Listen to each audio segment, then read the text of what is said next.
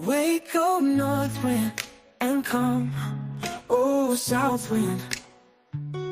Blow upon my garden a love that was begin. Let its fragrance be breezed at home and far away. The choicest fruits of milk and honey, yeah. When I was asleep and my heart did stay awake and put its hand upon thee. Heart, my beloved, he is knocking for me. And my heart was thrilled within me, yeah, yeah. Oh, and my soul did fill me when I spoke to thee. Seeking you always, but I could not find you. But within pages, the words of mystery, the holy power of Christ Jesus made me see. Awake, oh north wind, and come, oh south wind. Blow upon my garden a love that was begin. Let its fragrance be breezed at home in little places. The choicest fruits of milk and honey, yeah. When I was asleep and my heart did stay awake and put its hand upon thee. Heart, my beloved, he is knocking for me. And my heart was thrilled within me, yeah, yeah, oh. And my heart was thrilled within me, yeah, oh. Oh my God, my God, oh my God, oh my God, my God, oh my God, oh my God, oh my God, my God, oh my God, oh my God, oh my God.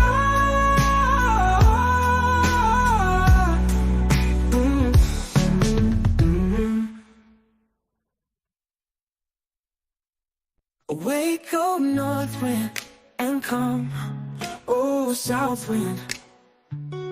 Blow upon my garden a love that was begin.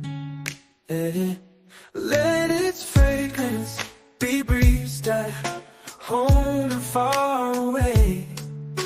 The choicest fruits of milk and honey, yeah. When I was asleep and my heart did stay awake and put its hand upon thee. Heart, my beloved, he is knocking for me.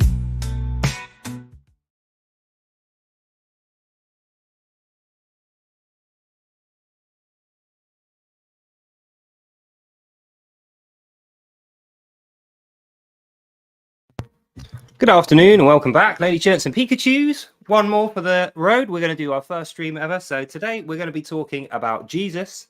Who else? We're going to be talking about Jesus and the truth.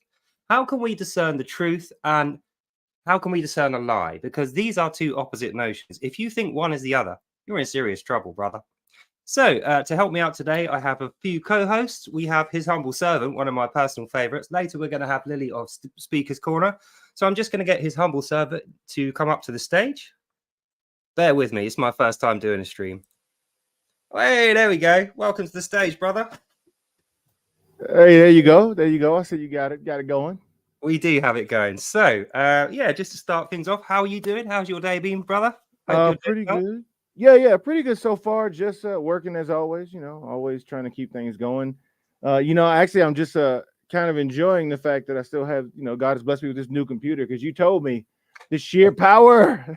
So rendering is now, even editing and rendering are now a true blessing. Like it's all like, very snappy, very quick. So doing pretty good. Still got a few other things to get going, but yeah, man, can't complain at all. I can tell you, I've been waiting for years to play Cyberpunk. I was refusing to play it until I could have full detail, full ray tracing, full everything. And now that I've played it, it's like, well, there's nothing else to do but look at the cool graphics. So it's a good job I did wait. Otherwise, I wouldn't have been very impressed. But anyway, right. what a new computer. So today, my friend, what we're going to be talking about is truth, how to discern truth, how to swap it out with a lie, because some people seem to be doing that, and the real importance of recognizing a truth where you see it. So what I thought I'd start off with is, since we know that Jesus is the truth, and that's really what we're going to be getting at within this stream, before we move on to watching a video later, why don't you tell us about your experience with Jesus and what made you so sure that Jesus was actually the truth when you had your experience with him, and what maintains that now? What keeps you in line with Jesus when there are a million other people out there telling you this is actually true or this is actually true? What is it that keeps you focused? Well, so first to answer your question, like I knew when I encountered Jesus, like it was unquestionably real. You know, I've told the story on my channel, as you know, the video is up, but that experience was so game changing. I woke up and I felt great, but shook at the same time, because you know, like it was like unlike anything that's ever happened literally in my existence, right? So I was just like, well, that wasn't normal, yet it was cool. Yet what's going on? You know what I mean? I'll be honest. That was not normal. You know what I mean? I knew, I was like, that was very different. So that was Jesus cool. is gangster, brother. Like I mean, I was coming from a place of no belief whatsoever. I was like stock atheist, trying to prove God wasn't real. So imagine my surprise when I saw Jesus. I was like, this is too much for me. Yeah, no, I mean, I always knew who Jesus was. So it was like, and I was like, that's God, that's Jesus. Like, what's going, am I like dead? Or is it like, you know, and it was just like, no, you're good. It's not your time. I like dead. It reminded me of your like outros. It was like, bye now. You know, he came in, he's like, you're good. Take us through the details of what your experience was, because what I'm thinking is there's going to be millions of guys out there, millions of people out there who they're in kind of a stock denial. This is my position. I really actually, deep down, I would have loved for Jesus to have been true. And I was so attracted to this idea that there was a God out there, this all-powerful being who actually cared about me as an individual and could save me from my sin, because I was a big sinner. I didn't mean to be. I didn't want to be, but I was. So I like this idea, but I just couldn't accept it. It was too pure, you know? It was too nice. It was too much of a big free gift from the universe to me for me to accept. I needed some physical evidence of it, and I hadn't found any so far. So we were on the opposite ends of the spectrum, you could say. So I always knew who Jesus was. Now, I wasn't what I am today. So like, I don't want to like, you know, sell wolf tickets, as we say, right? You know, I wasn't his Bible read. But I knew who Jesus was. I grew up in the church, all that. But my experience is almost polar opposite. It happened in a war zone, for those who don't know. And I was so tired after working over 18 hours, I don't remember the hour count, that I got in the bed, and right when I laid all the way back, like I was like flat on the bed, boom, boom, boom. I mean, the rockets are going, you know, bloom, bloom. And I was like, I don't actually have any idea what that must have been like to be in an actual war zone with rockets going off out the window. Yeah. And you thinking, I need to go to sleep. Like, and I was like, and I'm like exhausted, bro. And most days, I will be honest, actually every other day, to be honest with you, I would just get up and run to the bunker. But this particular day, I don't know why, right? But I always knew who controls everything, ultimately. So I said, okay, God, if it's my time, I understand, because I know who's in control. And I said, okay, but if it's not, can I just please get some rest? Because I'm exhausted. Like I'm gonna go to sleep. So like, it's, you know, I know it's your choice, but if it's my time, if you determine it's my time, I understand. You know what I mean? I just accept it. You are God. If not, I'd really like some sleep. And so when I went to sleep, you know, I thought I was going to die, because like I know what I'm supposed to do. Now, granted, the bunker is not a guaranteed saving thing, but I knew what I was supposed to do. I was trained very well. I knew, okay, get up, run to the bunker so everything goes away. Like my first trip at war, I got a funny story for you, quick aside. I ran to the bunker one time in the middle of a rocket attack and then stopped halfway, turned back around and ran and grabbed my 3DS. And then ran back for my Good DS. decision. Good decision. Yeah, because I knew I was gonna be there for hours, so I was playing Get in Bunker. And one of the soldiers looked at me and was like, "That was smart." Actually, on a point, right? What must your co-workers, the other soldiers there, what must have they been thinking when you didn't go to the bunker, when there's rockets going off outside? You're under attack by the enemy. Everyone else has run for cover. They're in the bunker, kind of 90% safe. You're still over there. Oh yeah, And they didn't even what know. must they have been thinking about? What is he doing? So most soldiers who I work with, actually, if not all of them, didn't know until that testimony video. Like, because where I stayed in Basra, I was like near a T-wall, which are those walls that I had paintings of in the video. So outside of my room, there's like T-walls, and then I would have to run out and find a gap in the T-wall and then run around the T-wall to go to the bunker. But where I was, there wasn't a whole lot of people near me from my unit, so no one would have known. No one knew. No one knew that I accepted. Alone then. Yeah. No one knew I accepted the choice, right? Or I accepted my fate based upon God's choice. And then when I go to sleep, because I just passed, I'm dead tired. So, and I at that point in time, I was a very hard sleeper. So like I just lay down and I'm like, yo, it's up to you, God. I get either way, I get either choice. And when that light comes, man, it was so pure white and bright, man. If it's one thing I wish people could see, it's that. That light is so bright. And the man walked through, our Lord and Savior Jesus Christ, my Lord and Savior, walks through. And he doesn't, it's not like he ran, like, imagine like somebody being at the end of the room. So, because I was staying in the CHU, aka container housing unit. So imagine him being like the end of the CHU. He walks through this light, and instantly I knew who it was. No question did I know who it was. I was like, that's Jesus. So how were you so sure that it was Jesus? What was it that made you? Because I mean, a lot of the times, people that see something like that, they're immediately going to think, I'm either having a delusion, someone must have spiked my drink with drugs, or I'm having a paranoid episode. You know, when they see something miraculous like that, especially in the middle of a war zone, under a lot of stress, rockets going off outside on your own, a lot of people would find that difficult to believe. What was a specific set of events or conditions that made you 100% sure, without hesitation, this is the Lord Jesus? What was it that made you certain about that? So first of all, people don't know this, I don't dream often. I don't even like to dream. So when I sleep, I don't dream often. It's rare. Like I have dreams very rarely. Most nights I go to sleep, it's all black, I wake up. Like I don't dream very often. So that was one thing. The second thing was the majesty alone.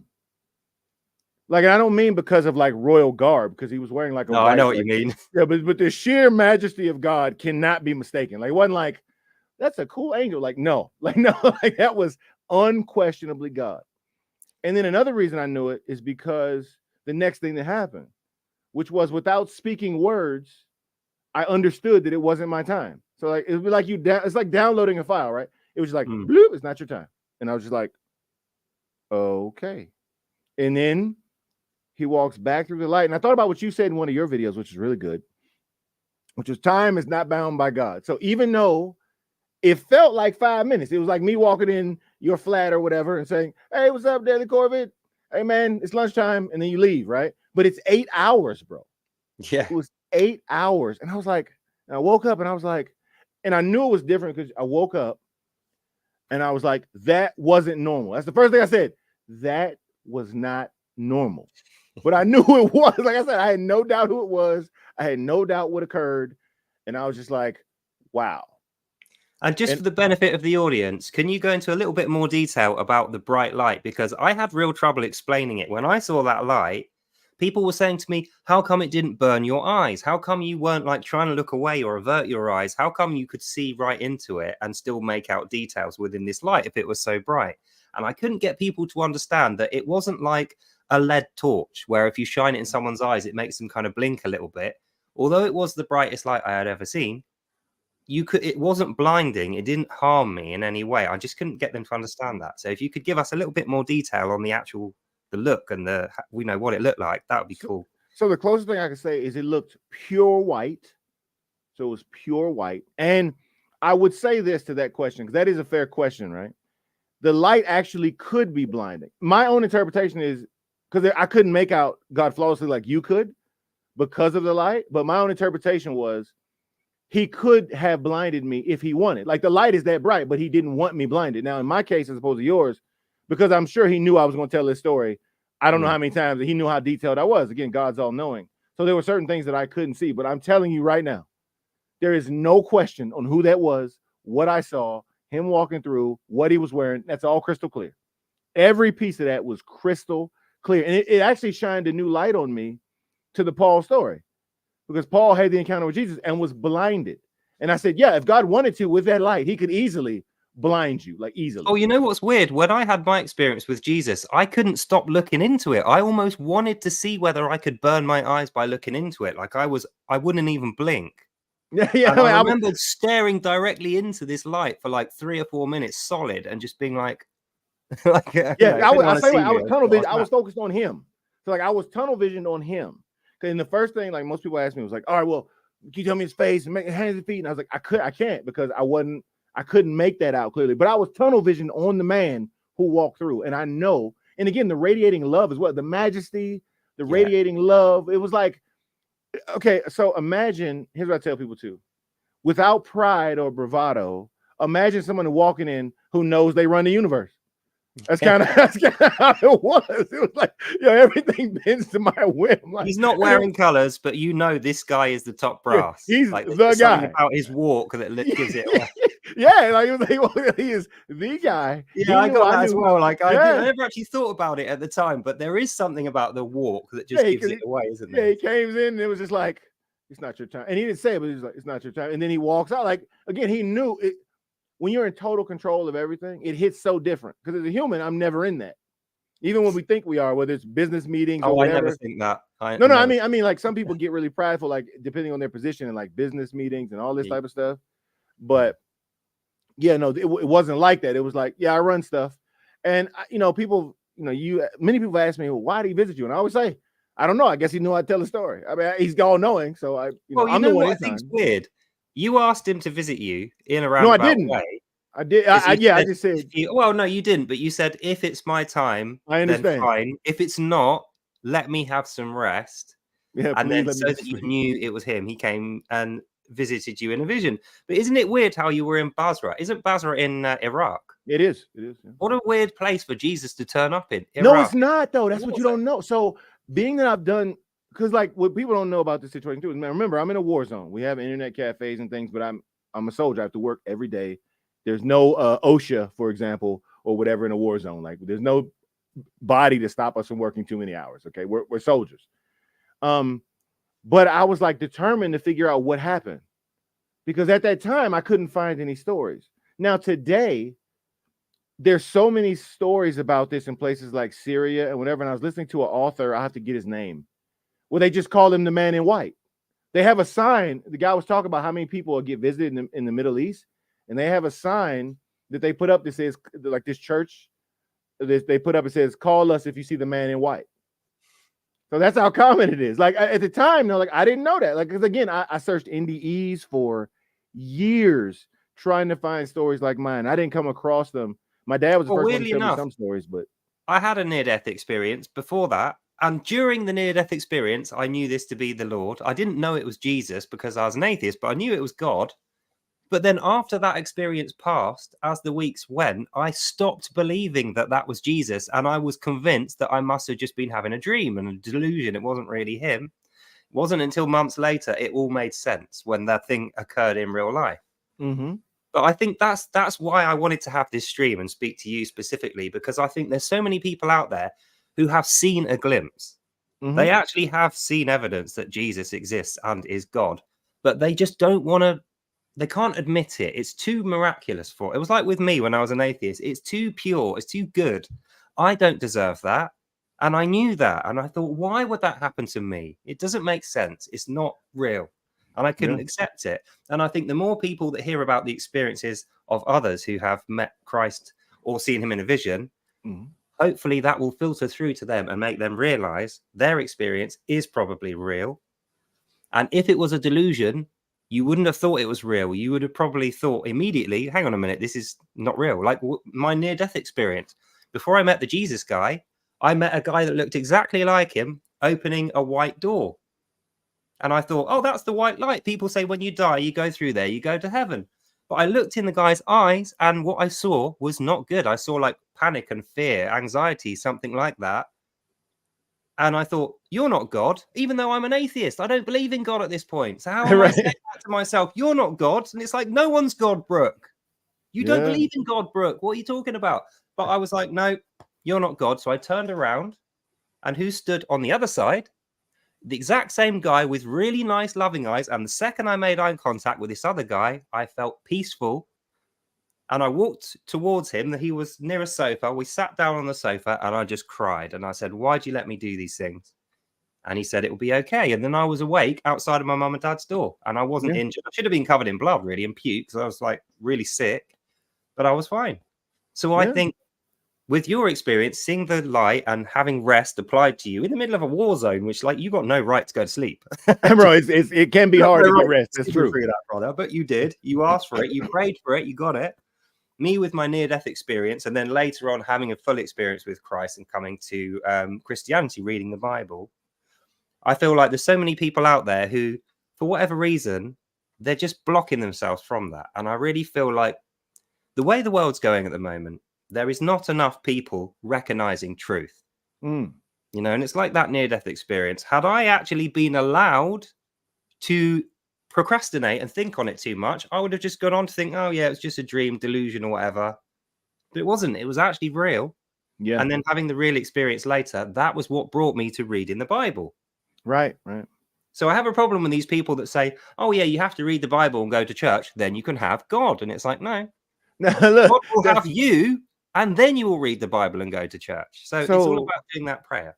As a person who studied so many of these, okay, like it was like it really was like a genuine thing I did research on for a while.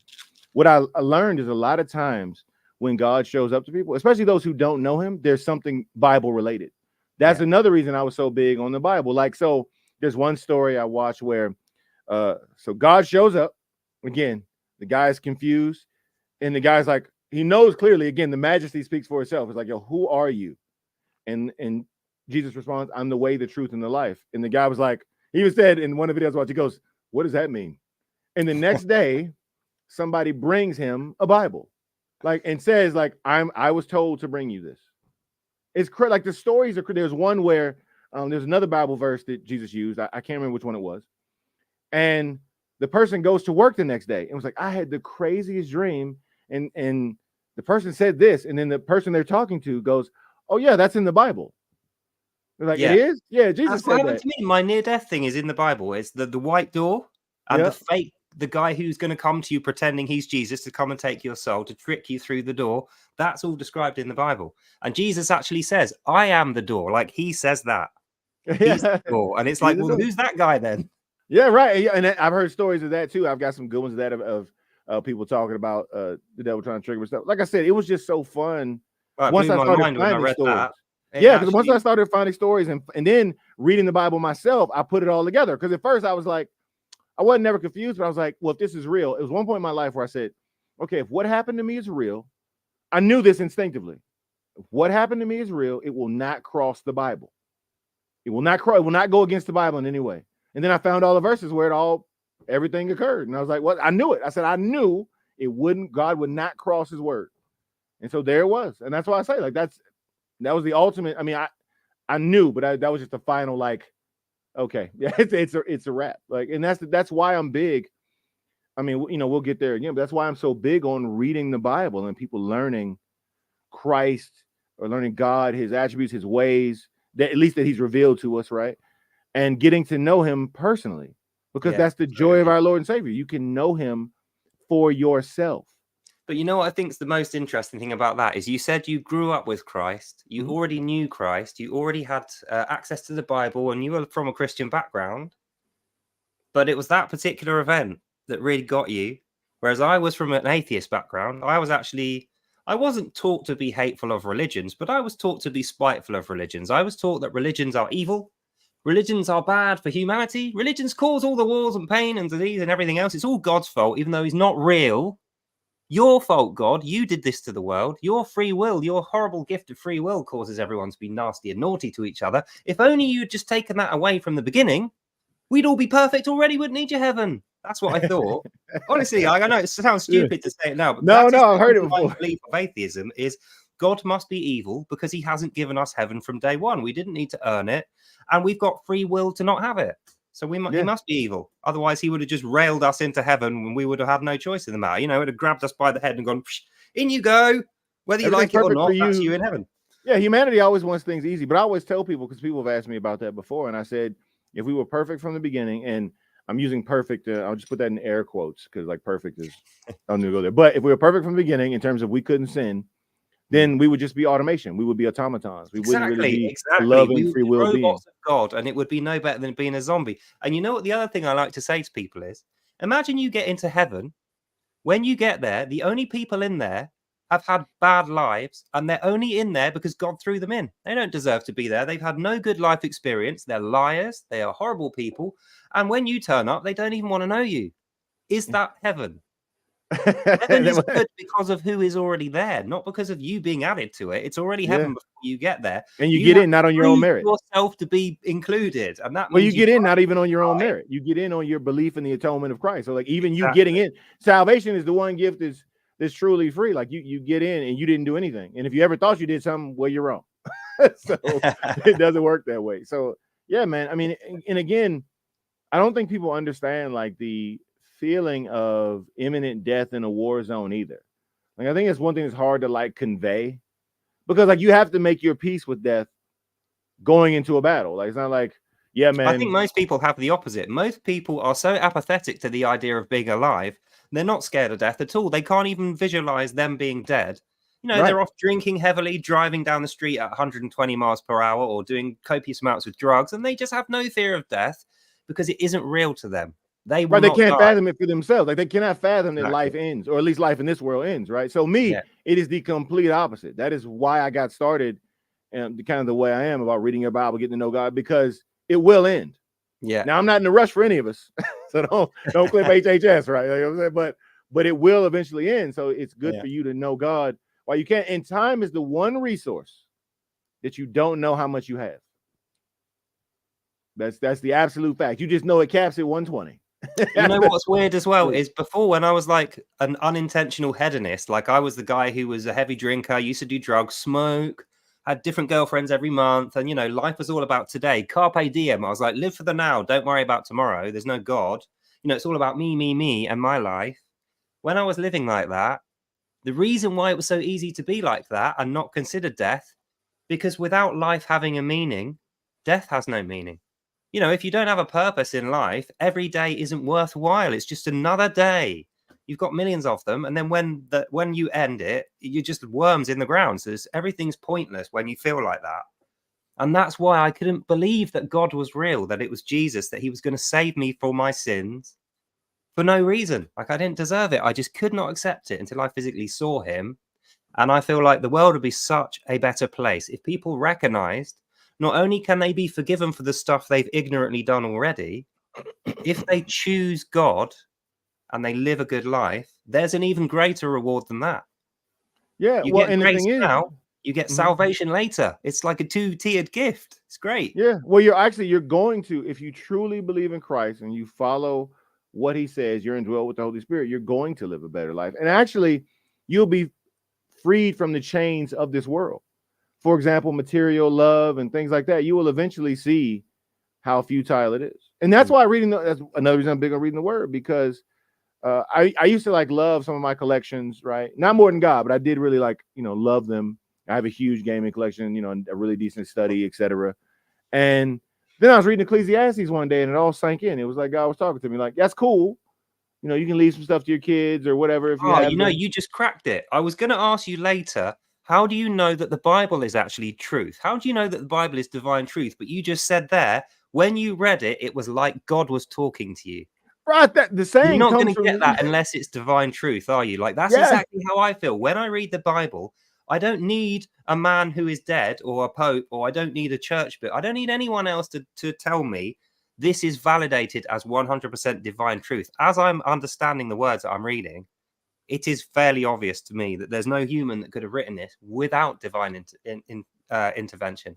Without inspiration from God, this book isn't happening. There's no for sure. I've got a huge library. I read tons of other books. Probably not actually as good as your librry. I don't know. Your library's impressive, brother. I've got to say, I've got a lot of books, but I think you might just have a few more than I do. I do. I know at one point I was over 1,000. But I don't know what the number is now. But to your point, right? That's the thing. And this is why I tell people that when you read the Bible, the author's always with you. And if I struggle, this is a true story, because I normally read the Bible physically alone, right? I'm just reading me and my Bible. if I really don't understand something, I'll just tell God. It's not like he can't hear me, can't go nowhere, and God doesn't know. So I'll be reading, and I'll go, okay, God, I'm struggling with this piece. Like, please help me. Please help me with this answer, because I know you can. And the answer comes from different places all the time. It's never like this one thing is always the answer. It might be a commentary. It might be my dad. It might be somebody else. It might be you. It could come from anywhere. But I know he heard me, though. And that's what I count on. And that's the thing. I mean, you clearly can tell when you read the Bible that it is divine from God. That's why I'm so big on people doing it. That's, as I told you, when we started out, when we all talked about our channels and all this, I've said this to so many people. I am not trying to war on in a sectarian manner. Like, that's not what I'm about. Now, some of those wars have come to my doorstep. That is what happens. They always do. Right, but I am not. Yeah, but that is not the goal and agenda of what I'm trying to do. What the most important thing I'm trying to do, get you to know Christ as your Lord and Savior, have a personal relationship with Christ yourself, and for you to read your Bible. That is the whole point of what I'm trying to do. So how do you feel about the fact that God is always there? Because this is another thing, right? When I was an atheist, I used to take particular pride in this particular argument. I used to go to conferences as an atheist and speak against all religions, specifically Christianity, because it was like the one that this country does. And I used to say, isn't God a bit of a voyeur, a pervert? Like, why is he there watching you? Does he watch you in the toilet? Does he watch you when you're having sex with your wife or your husband or whatever? Is he always there spying on you? Is he always like a spider behind you, creeping you out kind of thing? And then now, when I compare that to now, I think I wouldn't want to have a single minute of my life without God there, because I would feel in danger. Well, so here's the thing, right? Let's just talk about how funny that is. So the first thing is, when you say a question like that, the basis, the foundation's offset. Anything that you can do in this life, God has created therefore. And what I mean is, even the good things, right? Marital relations, for example, God gave that to you. So like, so you doing it ain't gonna be like a shock to him. Like, what are they doing? What is he doing with his wife? What? No, he gave it to you. It's, Yeah, I've never thought about that. When I was an atheist and I was saying, isn't God a voyeur? Isn't he a pervert looking at you while you're on the toilet? And it's like, that's like saying, when you walk your dog, you look at your dog to see whether it's like, after it's done its business, you look at it to see whether it's cleaned itself properly. It's like, you're perving over your dog. And it's like, no, it's out of a position of concern that you're looking at your dog's behind. There's no sexual connotation to you looking at your dog like taking care of your babies, right? When you take care of baby diapers, cleaning, like, this is all. That's why I say, like, I truly believe, especially for those of us who are blessed to get there, when you have your family, this is a personal opinion. Now you're about to get HHS's opinion. When you have your family, and especially when you have a child, then you can actually understand how much God loves you, because you will be in that position in a sense. Obviously, we're not God, but you will be in that position in a sense, because now you're the parent raising the child. The child has to go through. You have to teach the child everything. You have to take care of the child, protect the child, and the child's going to do something wrong because they're human. If they go long enough, they're going to do something wrong. That's just how it works, right? So that is something I've always said, like, to really, in my opinion, for most of us, this is not, there's an exception to every rule, right? But for most of us, you really don't understand how much God loves you until you have your own offspring. And when you do, it all clicks. And as a matter of fact, I've known many people like this, and even my dad, actually.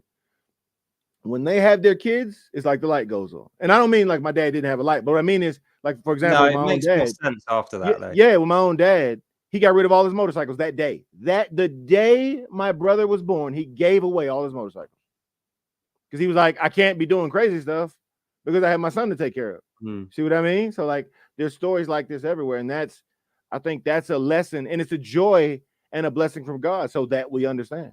Yeah, I don't know whether you would have noticed there just before, when you said you will never know God's love until you have a child of your own, and then you'll know how much God loves you. As you said how much God loves you, my light flickered really obviously. Like, it will be, anyone who watches this back, rewind it to that, and you'll see just as he said that, the light blatantly flickered really, really obviously. Now, I'm not a superstitious fella. I don't think that's the dead trying to communicate with me. You don't think it's Morse code? That's a wink from God there, just going, yeah. I'm glad that you've recognized this, son. Yeah, the more, again, all from from reading the scriptures, thinking about our existence and things like that. Some days I get philosophical, but nothing goes against my Bible. I use the Bible to interpret these things. And that occurred to me one day, because I was like, man, if you look at our human experience, if you look at it from the beginning, it's kind of like what God did, right? He creates man, blows life into them, right? And then when you birth a child, when you get to hold that child in your arm, it just hits different. Now you have to protect that child and everything, but you also have to discipline that child. You have to, take care of it. It's so many things that occur, and it's such a great parallel to life. It really is. I mean, and I hope more people think about it, because that's the thing, right? Being that I've almost died a couple times, I guess some days I get really philosophical when I'm thinking about life and how much God has blessed us, how much we can learn. And I try to look at relational stories, even through what God is doing to our life, because he clearly wants to reveal himself to us. I mean, if he didn't, we wouldn't have his word. We wouldn't have salvation. There's so much we wouldn't have. In fact, he would have blew us all up at the first mistake, right? Yeah. But again, these are gifts, and these are things we can take in and then learn from. And I try to do this every Bible session. If there's something I can kind of glean from that occurs to our real life, I really try to do that, because the Bible is a living book. It's designed for all time. So I'm the thing that's not for all time. The Bible is, right? So that's why I say, like, isn't that so weird though? Because you're a new version. Like, the Bible's way older than you. Surely you should be more current. What you do in your life should have much more meaning and relation to now. What's happening now should relate to your life much more than what's in this book here, this Holy Bible. But I know from reading this Holy Bible and relating it to life, as things are happening, this is describing them years ago, like thousands of years ago they were described. They're happening now. And this is another thing that I think atheists, if you're watching this, please listen. When I was an atheist, I would never have known this to be the case. The reason people quote you Bible verses and tell you to read the Bible, it's not supposed to be a stiff, boring thing so that you memorize the words in this book. It's to give you a connection to God's advice for you. So the parables in here, even though you think, they're from thousands of years ago, they're just, they're just general guidelines. They are that as well. When you flick open the Bible to a random page and you've got a problem you're thinking of in your head, the page you flick to will relate to the problem in your head. Every single time this happens to me. In fact, you know what? When I've got an unsolvable problem, first thing I do is pray.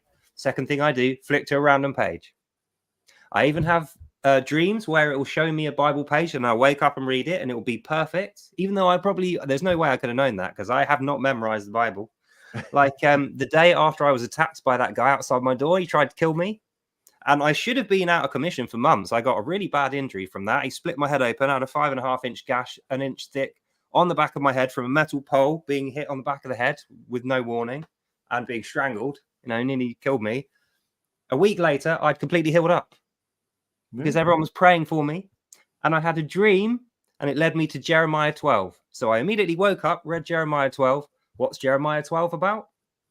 Punishing the undeserving who attack you for your beliefs. And it describes 4 punishments God uses upon these people. It's like 4 levels of punishment.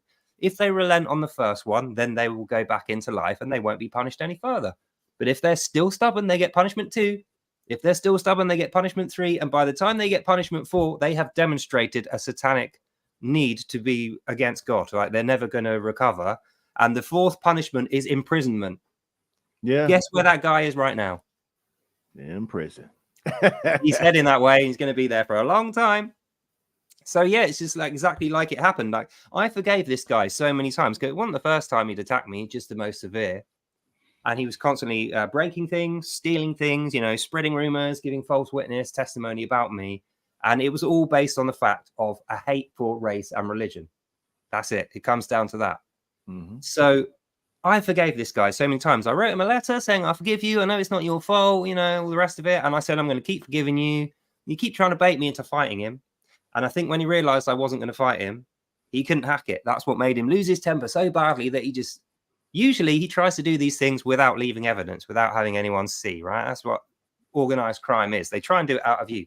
This time, walking around with no clothes on, naked, with a metal bar in daylight in front of everyone, right outside where my house is. So it was obviously going to leave evidence and witnesses, and it did, which is why he was immediately arrested, and now he's looking at a long time in jail. But doesn't that just show you the 4 stages of warnings that for most people would have given you the indication, well, just don't do it again for whatever reason? even though I forgave this guy on paper, I physically wrote him a letter to say, look, I forgive you. I know it's not your fault, your upbringing or whatever it is. I know it's not you. So I'm willing to forget everything you've done and just treat you like no one else, you know, treat you like anyone else. And that enraged this guy. He just could not understand it. And then the bit I read before that was, when the darkness comes, it saw the light and it just couldn't comprehend it. And that's what the thing that controls him. Like, he must have seen that forgiveness that I put in that letter. And I meant it. I absolutely meant every word. I forgave and forgot everything. I was going to treat him the same as anyone else. I wouldn't have held it against him. And he was enraged. He just could not understand it. He probably thought to himself, oh, there's some ulterior motive here. Like, this is a trick. He's trapping me. Isn't real. You know, it's like the thing I was saying about when I didn't believe that God was real. I couldn't believe that something that good was given to me for free when I didn't deserve it. And I think a lot of guys must feel like that about forgiveness. They must be very suspicious and think, well, why would you give me this? Why would you forgive me when I've been such a bastard to you, when I've attacked you, tried to kill you, I've stolen from you, I'm constantly doing things against you, lying, getting you into trouble, stealing your post? Why would you forgive me again and again and again? Why? So they can't accept it. Mm-hmm. No, but that's true. the thing about God, is God will never give up on you. That forgiveness is always there, no matter what you do. Unless there's certain things you can do that are just so incredibly apocalyptically bad that those things will probably get you killed immediately. But even after that, you can still be saved if you recognize Jesus and repent.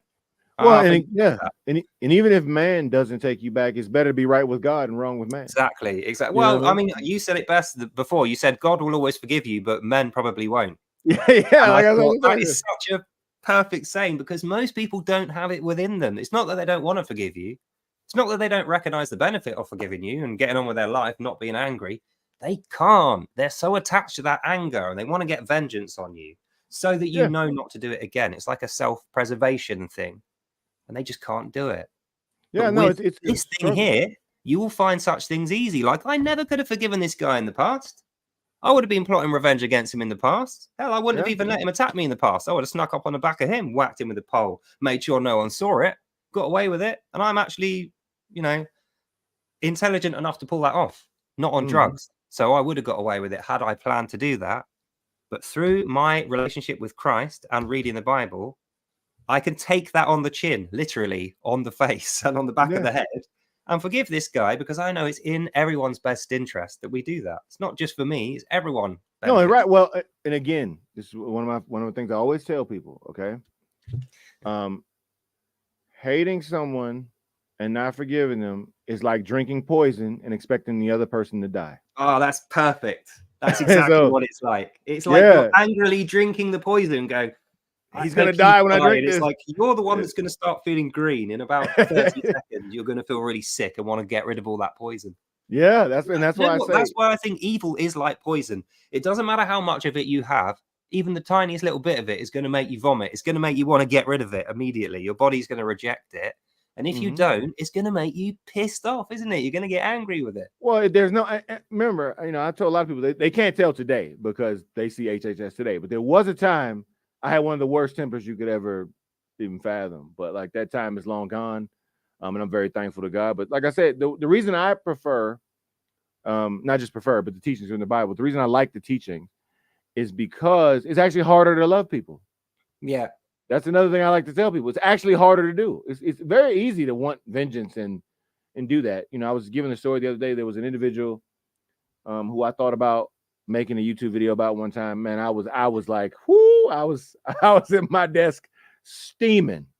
But then I just went, I said, I'm always telling people, hey, think about this. Let's pray. So I went off to pray, and then I did a video on something completely different because I didn't think it edified Christ, right? And so, it is actually much harder, especially those who, in a sense, you feel don't deserve it. They're rude, they're obnoxious, they're, trying to attack you, etc.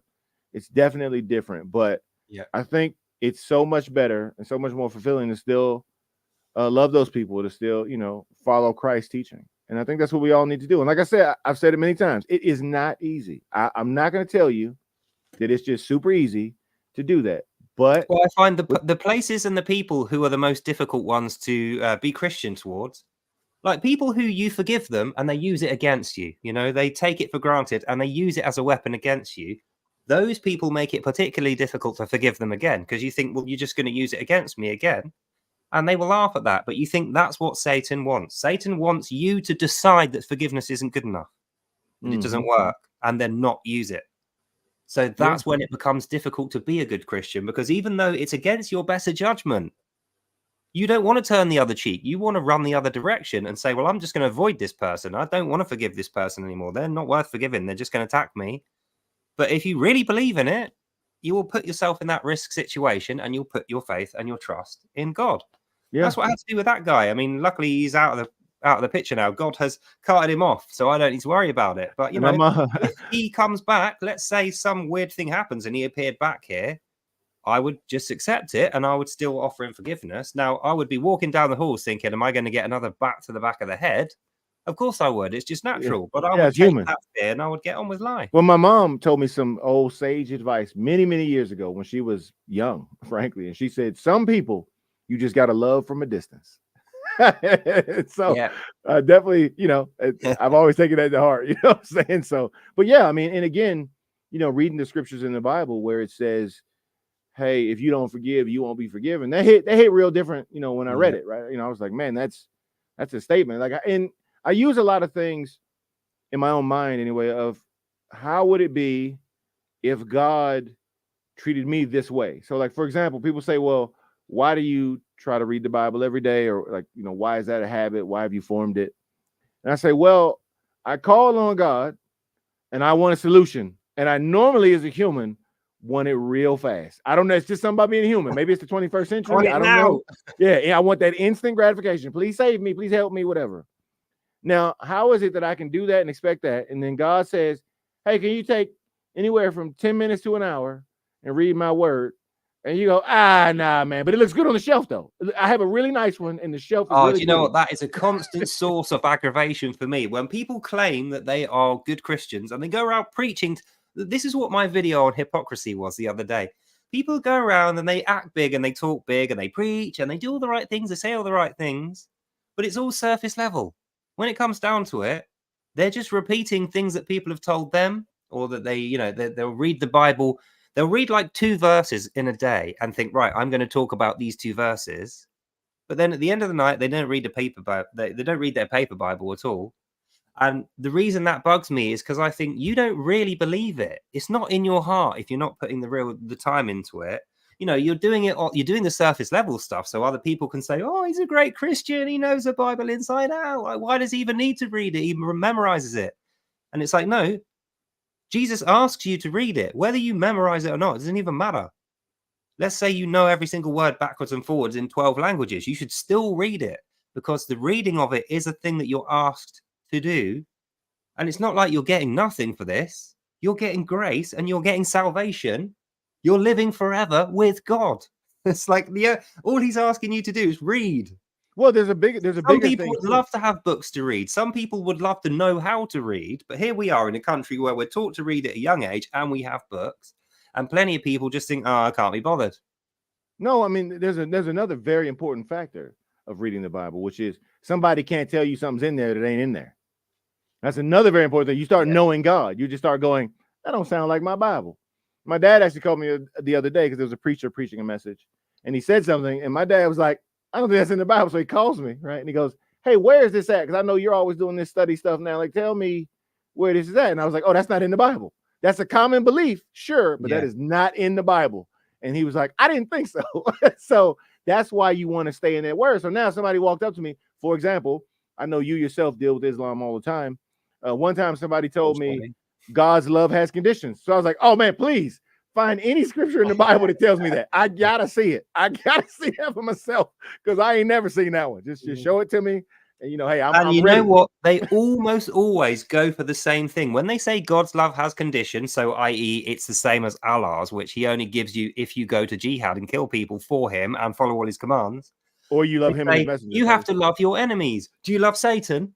I hate that. I hate hearing that. It's like, do you love Satan? Well, if you don't love Satan, then you don't love anyone. They just want to quote, right? First of all, they want to take Matthew 5 to the extreme, which I had fun with, by the way. I actually had fun with that, right? Because Satan's not my neighbor, to be clear, right? We're going to be literal, right? I can't go like shake Satan's hand. I don't know if people know that, but again, it's funny because what they do is they say, okay, but you know what they can't do? So again, because I say the same thing when I did a video on this, is like, you can attack me all you want, but you know what you can't do? Say I'm not following the Bible. You cannot say that God is not loving, because why don't you ask the question, does God love Satan? And that's a tough question for them, because they'll be like, but they don't want to go there because they're trying to trap you into a clip.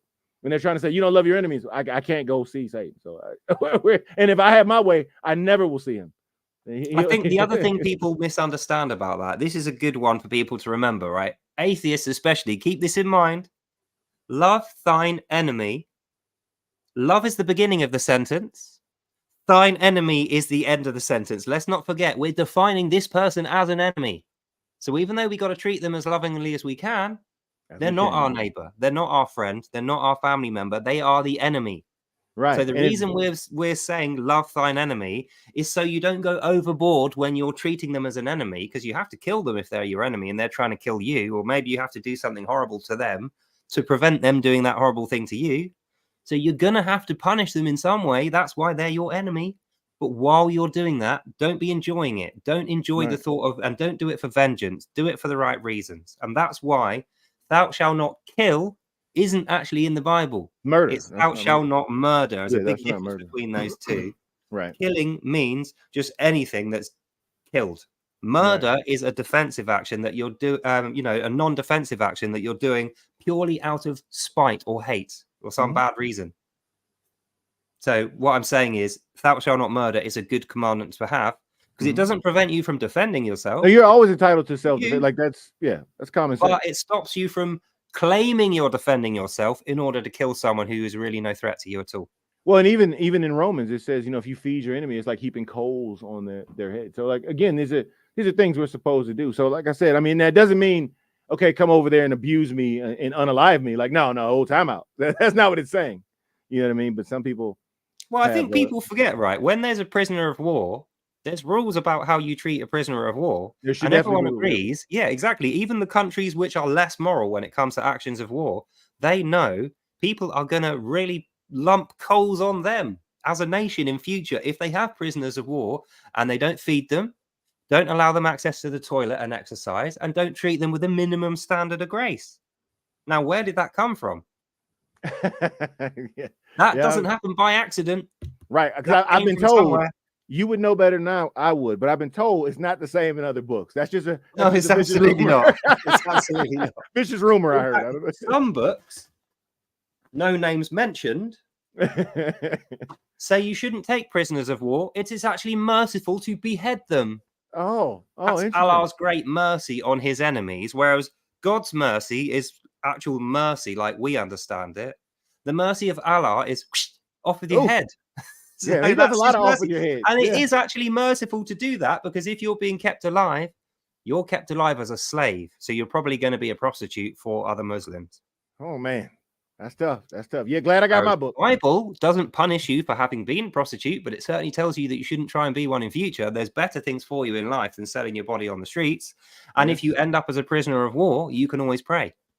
Right. I mean, Allah doesn't answer prayers. That's another thing people don't realize about Allah. When the Muslims are praying to Allah, they're reciting bits of the Quran. They're not asking for anything personal. They're not having a real conversation with Allah. He's not really there. He can't hear them. It's not really a prayer, and that's why we had a live stream a little while ago with a chap. He ended up hacking my computer because he was so furious about him losing this live debate. But we said to him, right, have you or have you not had any experience with Allah? Have you seen him? Have you heard him? Has he appeared to you? Has he miracles for you? Is there any real life evidence that he has been here on earth ever? Have you or anyone else seen that? And he said, my dad's brother did once. And I was like, well, can you get him to come here and testify? No, he won't.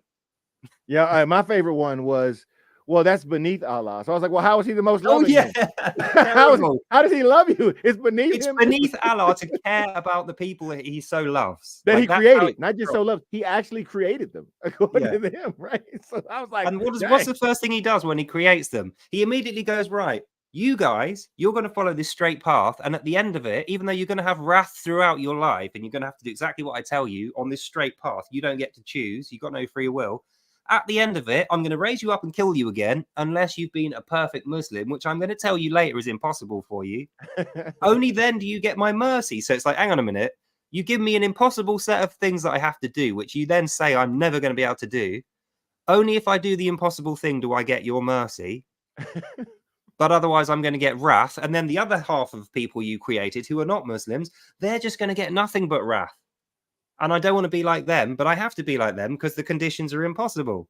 So basically, everyone's them, but these lot don't realize they're them. So half of them are under a delusion thinking that they're saved. And the other half just know, you lot are screwed. You're never going to be saved. You are getting wrath, wrath, wrath, death, life, death again, and then burning forever. Yeah. Thanks, Allah, all merciful, all knowing. Thanks. Yeah, great. Lovely. Yeah, it's so wild. Like I said, in my many conversations, and you had, far more research and everything, but my many conversations, I just don't know how. I'm like, how are y'all not seeing all this? But dude, the worst thing is, what is the ultimate prize that Allah will give you? If you somehow manage to defeat the impossible condition and you manage to do both things, even though they're opposed to each other correctly, and you get to the holy hidden mosque and you reach paradise, what's the pinnacle reward that you're going to get from Allah? Virginal brides. Yeah, I was gonna say, what is that pinnacle reward? That's all you get. I was just about to ask. So, what is that pinnacle reward for women? Oh, women are not even considered. There's hardly any. Just like, Muhammad even said, paradise is mainly men. Right. Yeah. Right. So when you go into the tent with the virgin brides, once you've had sex with the virgin bride once, they just disappear, and then a new one rolls out the machine. Well, it's not a machine, but I'm kind of paraphrasing here. Off the conveyor belt, so to speak. Had sex with one. There's no relationships. They don't talk. There's no conversation. There's no relationships. There's nothing. They're basically living blow-up dolls for your enjoyment. Use once, throw away. New ones created.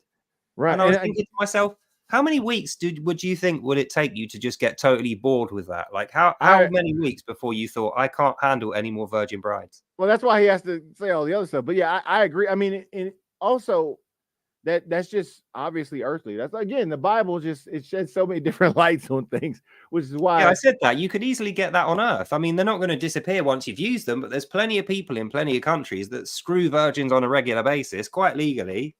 And there's going to be a constant stream of these people, especially if you're like rich and you own a nice car. I was going to say, right?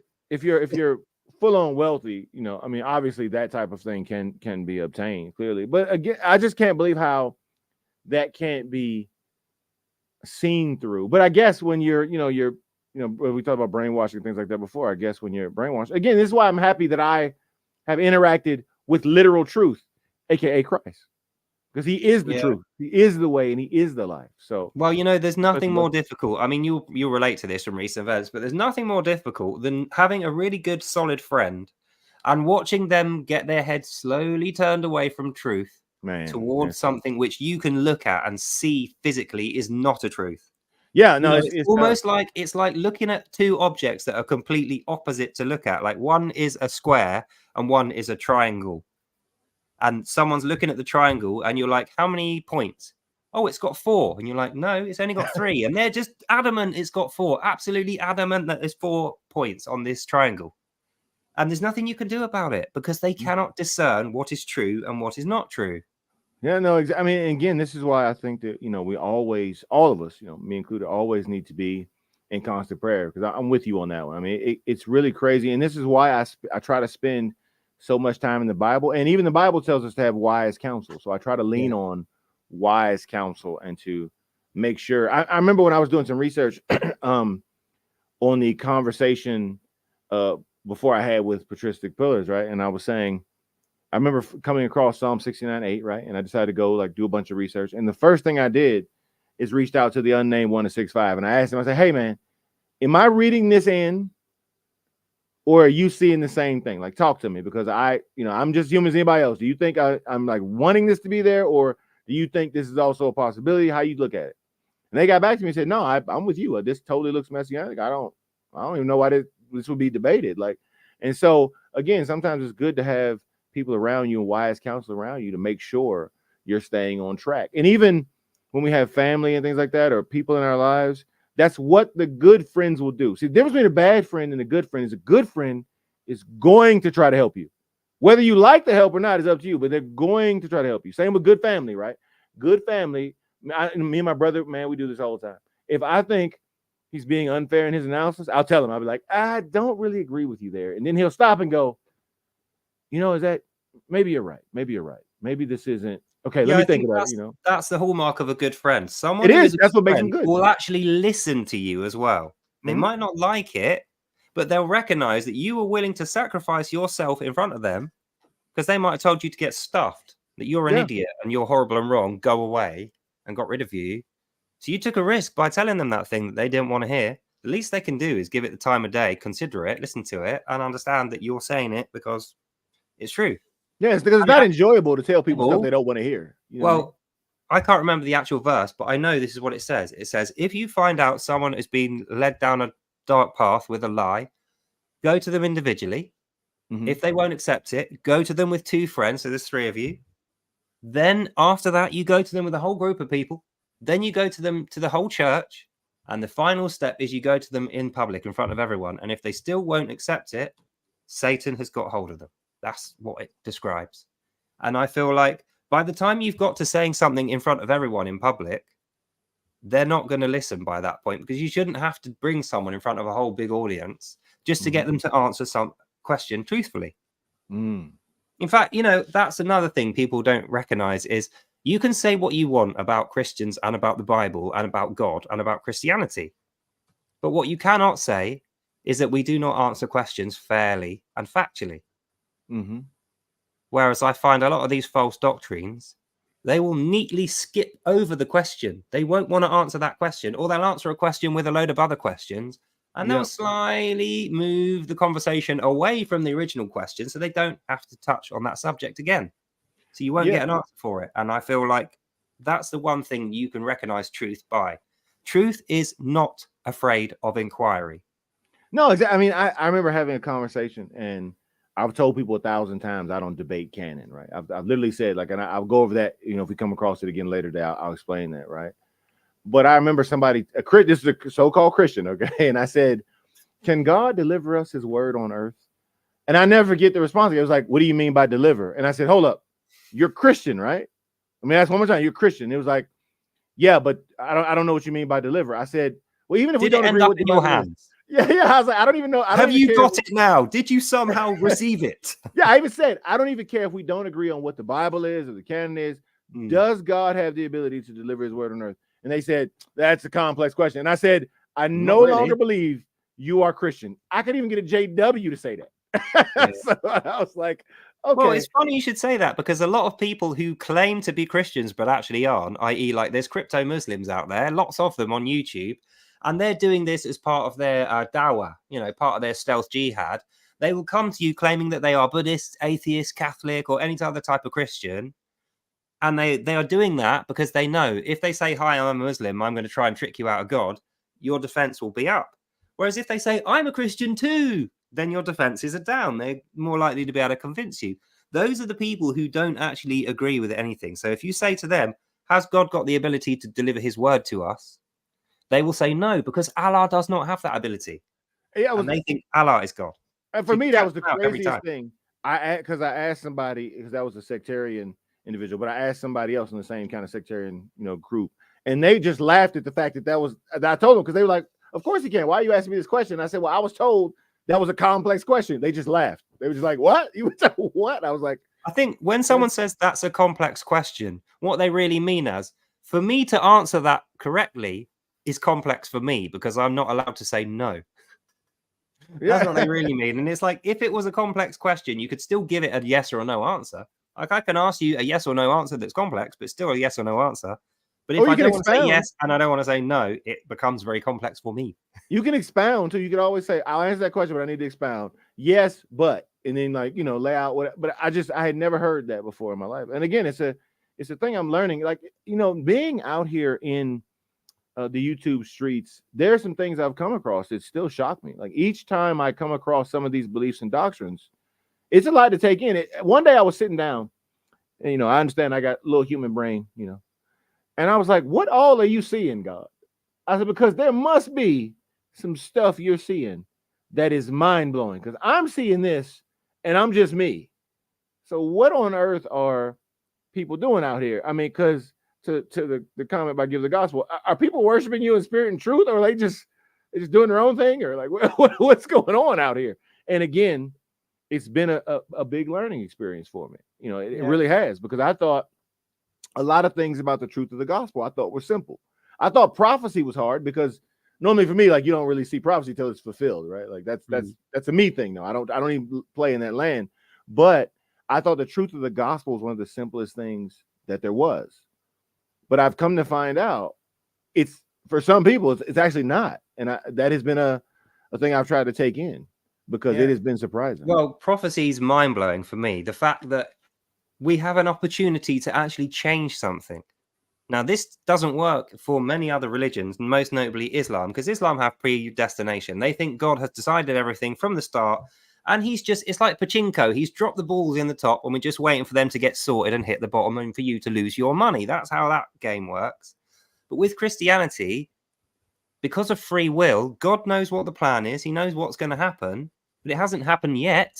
And if you change your decision, you can affect that future. Well, you can actually have an effect on what happens and how it happens, even though the end result is probably going to be the same. Because it's definitely going to be the same. God cannot fail. So the process of you getting there is going to be easier or more difficult depending on what you choose with your free will. So I find that's what prophecy does for us. We have a prophecy, or someone has a prophecy, and they're trying to give you a message. It's like what we were saying about a good friend will listen to you when you have these, these predictions on the future, and they will trust that if you're saying it's a message that you got from God that has got them in it, you're trying to forward it to them. If they say no to it, it's like, right, are you saying no to me because you don't like the words that I'm saying? Or are you saying no to God, who's trying to use me to get this message across to you? Because the rest of us have seen 99% of this prophecy come out. There's only 1% left. And you're the only one who doesn't see it. And it drives me nuts when people don't realize that. Because it's like, fair enough. On day 1, when it's 0% fulfilled, have doubts. Day 7, when it's 10% fulfilled, have doubts. Day 14, when it's 30% fulfilled, maybe you should stop having doubts. Day 50, when it's like almost completely fulfilled and there's only like 5-10% of it left. It's like, really? You're still going to doubt now? Yeah. Well, and it's interesting. I remember having a dream once. We're not talking about what the story was, but the dream signified there was nothing I could do about something, right? Sure enough, I tried everything humanly possible. God was just trying to save you some heartache. Then. He was. I exactly agree. He was actually trying to save me some heartache, right? And then I realized in the end, there was nothing I could do. So I was like, he told me up front there was nothing I could do. And so again, that's how I like. Same with reading like biblical prophecy, which I love learning more about and seeing things unfold and people talk about it. But God won't fail. He can't. He can't do it. So well, unfortunately, I kind of feel like that's what the last 10% of this prophecy is like. We did everything we could, but mine was going to go the way it's going to go. That's the way. Yeah, the one I had. This was years ago now, but I'm not even being funny. I literally tried everything with my human hands, and it didn't matter. I tried everything with them, and it was just like I told you, there's nothing you could do. So I was like, I should have been listening. God will not fail. So I think it's important that when you hear something like that, that's interesting. And I love warnings, right? Because we see that in the Bible, right? Tell these people to stop what they're doing, or there's going to be a problem. Some of the wise people, sometimes they just stop. They were like, oh, you know what? That could go bad. We'll just stop right here. Sorry about that. God, my bad. Then you have the people like, and I was reading Jeremiah 12-15 the other day. And I came across something else from my own study. But then it showed that God can even ignore intercessory prayer too. He told you, don't pray for these people, Jeremiah. Don't even pray for them. I was like, oh man. That's why I love the Old Testament, man. God can get upset, man. And so I was like, ooh, so it is interesting the more we study the Bible. And this is why I'm keen on knowing God, because I was doing some research on some other stuff about the prayers of the righteous avail. And then I was like, oh, look, God, look where I'm at right here. Thanks, God. And then I was like, no, I can cut that off too. I can cut off intercessory prayer if I feel like it. I can cut off whatever I want because I'm God. So it was just like a good Bible study on some things I was doing, because that's why I love going through stories in the Old Testament. But yeah, man, if you get a genuine prophecy from God, sometimes I do think they're for warning. I'm actually with you. I'm like, okay, he told me this to warn whoever, even if that whoever's me, because I told you my own experience in life. Like I was like, hey, nothing you can do, accept it or don't. And I fought tooth and nail. There was nothing I could do because God won't fail. But sometimes it's there to warn someone, as we've seen in the Bible. And it's like, hey, this is a warning, like take heed. And then, Some people in the Bible listened, and some didn't. You know. Well, I think with most people that have, well, let's call them vision dreams, like, because people have this weird thing where they don't like to call a prophecy a prophecy. Just using that word kind of upsets a few people. But if you say, "Oh, you had a dream vision that is of a future event that might happen," that somehow doesn't upset them as much. So you call it a dream vision. But I think plenty of people do have these dream visions. Like, I didn't used to think so. I used to think, they're just making it up. But how many times in your life has someone said to you, "Oh, I saw such and such a thing in a dream, then it happened," or, you heard someone else say that? It happens all the time. And it's like that thing I was saying at the beginning. People cannot believe that something that miraculous will happen to them. They don't deserve it. So they just think, it's not going to happen. And then when it does happen, they're like, "Oh, how could I have known?"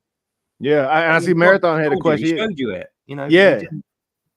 No, for sure. I was gonna roll that in right to what Marathon asked. He said, "Do I believe in deja vu?" I wouldn't call it deja vu in the sense of like the Matrix or something. Like I'll give you a story.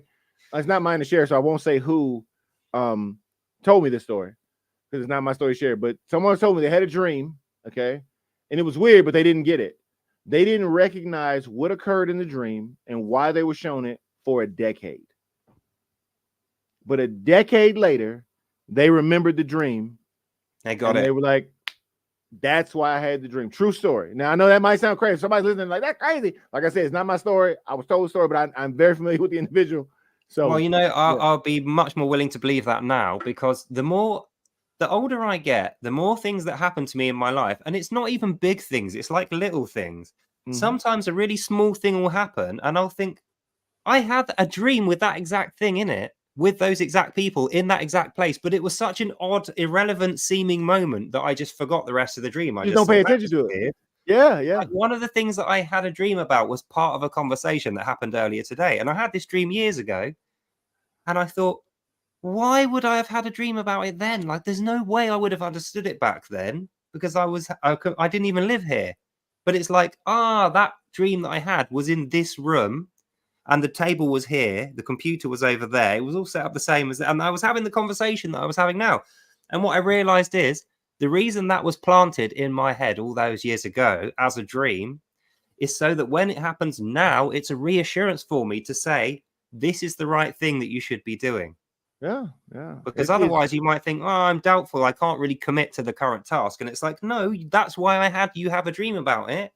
So that you could go, oh yeah, it was meant to happen all those years ago. It was meant to happen, and now it's meant to happen years later. Man, I've got stories. I've got a story from another individual who was at work. They were dealing with a bunch of stuff, but you wouldn't know it if you just ran into the individual. Let's say they're a retail worker or something, right? And you walk into, we'll call it Walmart or something, right? You walk into Walmart, you spoke to them, you wouldn't know they had any problem. So this person is at Walmart working. A random guest, don't know them from Adam, as we say, right? It's the old saying. They walk into this person and they say, "Hey, I don't know who you are. I don't know why I'm supposed to tell you, but God told me to tell you everything's going to be all right." And now, again, if you saw the person, you wouldn't know they had any problems. You would just be like, "What you talking about? That person's fine." But that person is dealing with a whole lot, and God sent them a direct messenger. I have all types of stories like this that I've been privy to in my life. And it's just amazing the power of God. That's why when people act like God is limited in certain areas, if at all, but I'm just going to say when they talk about it, they limit him in certain areas. This is why it really bugs me, because I've seen so many things in my own life. And I definitely don't have the quote unquote eyes of God. I'm just a dude. You know what I mean? I'm not omnipresent nor omnipotent or anything else. But when you see those things come to fruition, it is so amazing. My favorite story is still the duplicate Bible. I think I told it on Here I Am on Simmy's channel before. But so there was this guy who got me at the right time. You can always tell God in the end, because normally if any salesman comes to my house, I'm at home. Like, I'm at peace, I'm relaxing. And so anyway, I'm working on my dad's truck one day. This salesman comes through, great guy. And since my dad's here and working on it, I was like, all right, I'll talk to you. Because normally I'd be like, yo, bro, I'm good. But I was like, all right, I'll talk to you. So anyway, ended up talking to me about a security system. He's like, hey, we can talk about the Bible if you want. I was like, oh, we can always talk about the Bible. So we sit down and I ask him, I say, hey man, what's your favorite Bible verse? Classic Christian question, right? And he was like, oh, I don't know. And I was like, well, I thought you said we could talk about the Bible. And so anyway, he goes, he said, yeah, I don't have. I said, what'd you read today? He's like, oh, I don't have a Bible with me. I said, well, you don't have a travel Bible?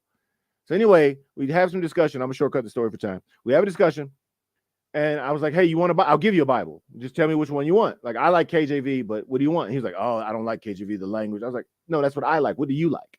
So anyway, we settled on giving him an ESV, and so I give him this ESV. So he leaves. I talked to him like I text him like months later, like, "Hey man, how's your Bible reading?" And then he was like, "I got this crazy story for you." I was like, "What's up, bro?" So he says his wife gets in his car one day, and she's like, "Hey, why'd you take my Bible? Why's my Bible in your car?" And so he was like, He's reading it. Yeah. Well, he was like, "No, that's my Bible. What are you talking about? Like, this guy, a guy I had to sell that gave me this Bible. It's my Bible." So she was like, "No, that's my Bible." So anyway, she goes back in the house, finds her Bible. So a random individual had gave her a Bible. Both of the Bibles were the exact same Bible. Exact same Bible. It was the ESV. Bear in mind, there's like hundreds of different prints. Yeah, no, literally, bro. There's like 100 different covers of this. You can get this exact Bible in all the different colors and like 10 different sizes. That's why I said, what are the identical Bibles is actually a pretty big coincidence. What are the odds of that, right? That's like a lottery ticket. Like, so they each end up. Then look, the two people don't know each other. So I gave him a Bible, and some random dude gave her a Bible, and it was like okay. And then they end up getting the exact same Bible. And you know what's great about that is nobody else would recognize how much of a lottery win that really is, apart from the two people who got the Bible. Right, that's right. You're not really going to understand how much of a big chance that is for that, a small chance there is for that to happen, unless that's happening to you. And you know, like I have a similar, not a thing with the Bible, but I won't go into detail why I was there, but I was outside of a hospital once, and it was in the middle of nowhere. There was no one around. It was like quiet, you know, dark. And I went round a corner, and I was a smoker at this point, right? So the whole point was I was trying to avoid other patients because I want to smoke. I don't want any other hospital patients near me to have smoke going on them because they might be cancer patients or they might be lung cancer patients or something bad like that. I'm trying to avoid all patients, all doctors, everything, right? So I'm finding the most secluded, cut off from everywhere spot I possibly can in this whole building. I find it. I walk round the corner. Just as I come round the corner, I'm about to light my cigarette. What do I find? A woman hanging from a shoelace trying to commit suicide, who looked for the only spot she would not have been found by anyone. Wow. I got sent there, and I was walking around for half a goddamn hour looking for a spot I could light this cigarette. There was like, you know, there was windows or there was lights or there was always a reason I couldn't use this spot. I come around the corner. She has just started hanging off the shoelace like 2 seconds ago. And I like put her up on my shoulder and called for help. And then eventually we cut her down from the shoelace thing and she recovered and she was fine. And then I said to her, "What did you think you were doing there? Like, don't kill yourself. Like, just be patient. Just wait it out. You'll always recover." And she said, "I don't know what I was doing." And then I thought to myself, because I'd only discovered God quite recently at this point, I said to her, "Do you think that God sent you out there to do that? Or do you think God sent me to stop you doing that?" Because she also was a person who said she believed in God. And after that, I've seen her twice. I saw her once in a different town centre when I was shopping, and I saw her once at a different hospital when I was there for my operation. Both times I've seen her, she was markedly more happy, and now she's resolved not to kill herself. Yeah. So that is like a massive lottery win for me because she purposefully looked for the most secluded spot where no one was going to see, no windows, no one can hear anything, no one can see anything. There's no lights. It's like a little dark alley around the bottom, weird little corner of a hospital where no one ever goes. I just happened to come at the exact point when she just started hanging herself. And she would have had like probably 90 seconds. 90 seconds of restricted air hanging from a shoelace. And she was off the ground. Her feet were off the ground. There was no way. She was completely suspended like this. So you can't get down. That's it. You're done at that point. I come around the corner. Wow. Yeah. And from that point onwards, I always think if my life ended today and I did nothing else of value, I have saved a woman's life. Even though it was God that put me there, all I had to do was literally lift her. I remember apologizing for touching her undercarriage because her legs were like here. And I had to lift her up to put her on my shoulder. So I kind of did touch her in an inappropriate way, if you like, without meaning to hoist her up onto my shoulder. And then I had to call for someone else to come and cut the shoelace to let her down. She was like hanging off this metal frame thing. It was like an exhaust tube coming out of a wall kind of thing. And it was like riveted onto the wall. So she'd obviously climbed up on it, put the shoelace or the whatever it was. I think it was shoelaces, but it was like low. It wasn't one knot. It was like dozens and dozens of different knots all knotted together. So you couldn't just unpick it. Like, you need to cut it with something. Yeah. And then she's hanging off that. And then eventually someone came running. So I was shouting, making a lot of noise, and cut it down. But I was thinking, what are the chances? What are the chances for her? She set that up and went through as much effort as she can to not be found, picked a location where no one could hear or see. No one should have even been there. I was walking around for half an hour looking for that same spot at the same time when she was planning to do that. The odds are, so it's just one of those things. I'm absolutely certain that God made sure that she was okay and didn't want her to die from doing that, because she would have regretted it. Yeah, God can use people all the time. I mean, I was at a place one time and it's just crazy. Like you said, the coincidences are like, I try not to think too deeply, but sometimes it's just like, that was really odd. I was walking, I was at a spot. Not just that, but the fact that I saw her twice after that. She's a complete stranger to me. I don't know her. And then I found out what her name was. I won't say it here, but then seeing her a second time in a town centre, just sat on a bench like years later, and I looked different. I used to have a beard, didn't have a beard. So I sat down and I said to her, "Do you recognize me?" And she said no. And then I held up my phone, so it covered my beard, and said, "What about now?" And then she went, "Oh, it's you," and like recognized me immediately, you know, with the beard covered up. And I thought, wow, you look really different as well. Like, you look a lot happier. You put a little bit of weight on. You don't look so skinny and so like you're gonna die kind of thing. I just thought, isn't that exactly what you want out of God? Like, he doesn't appear out of nowhere and command you to do. He doesn't rail you or force you. And he'll use his people. Slave. Yeah. But he will set you up to do cool stuff. Like, I didn't do anything. I was just there smoking a cigarette. Like, I was doing a bad thing. I was smoking a cigarette. And I saved a woman's life just through being there, smoking my cigarette. Like, if I wasn't a smoker, I wouldn't have been there.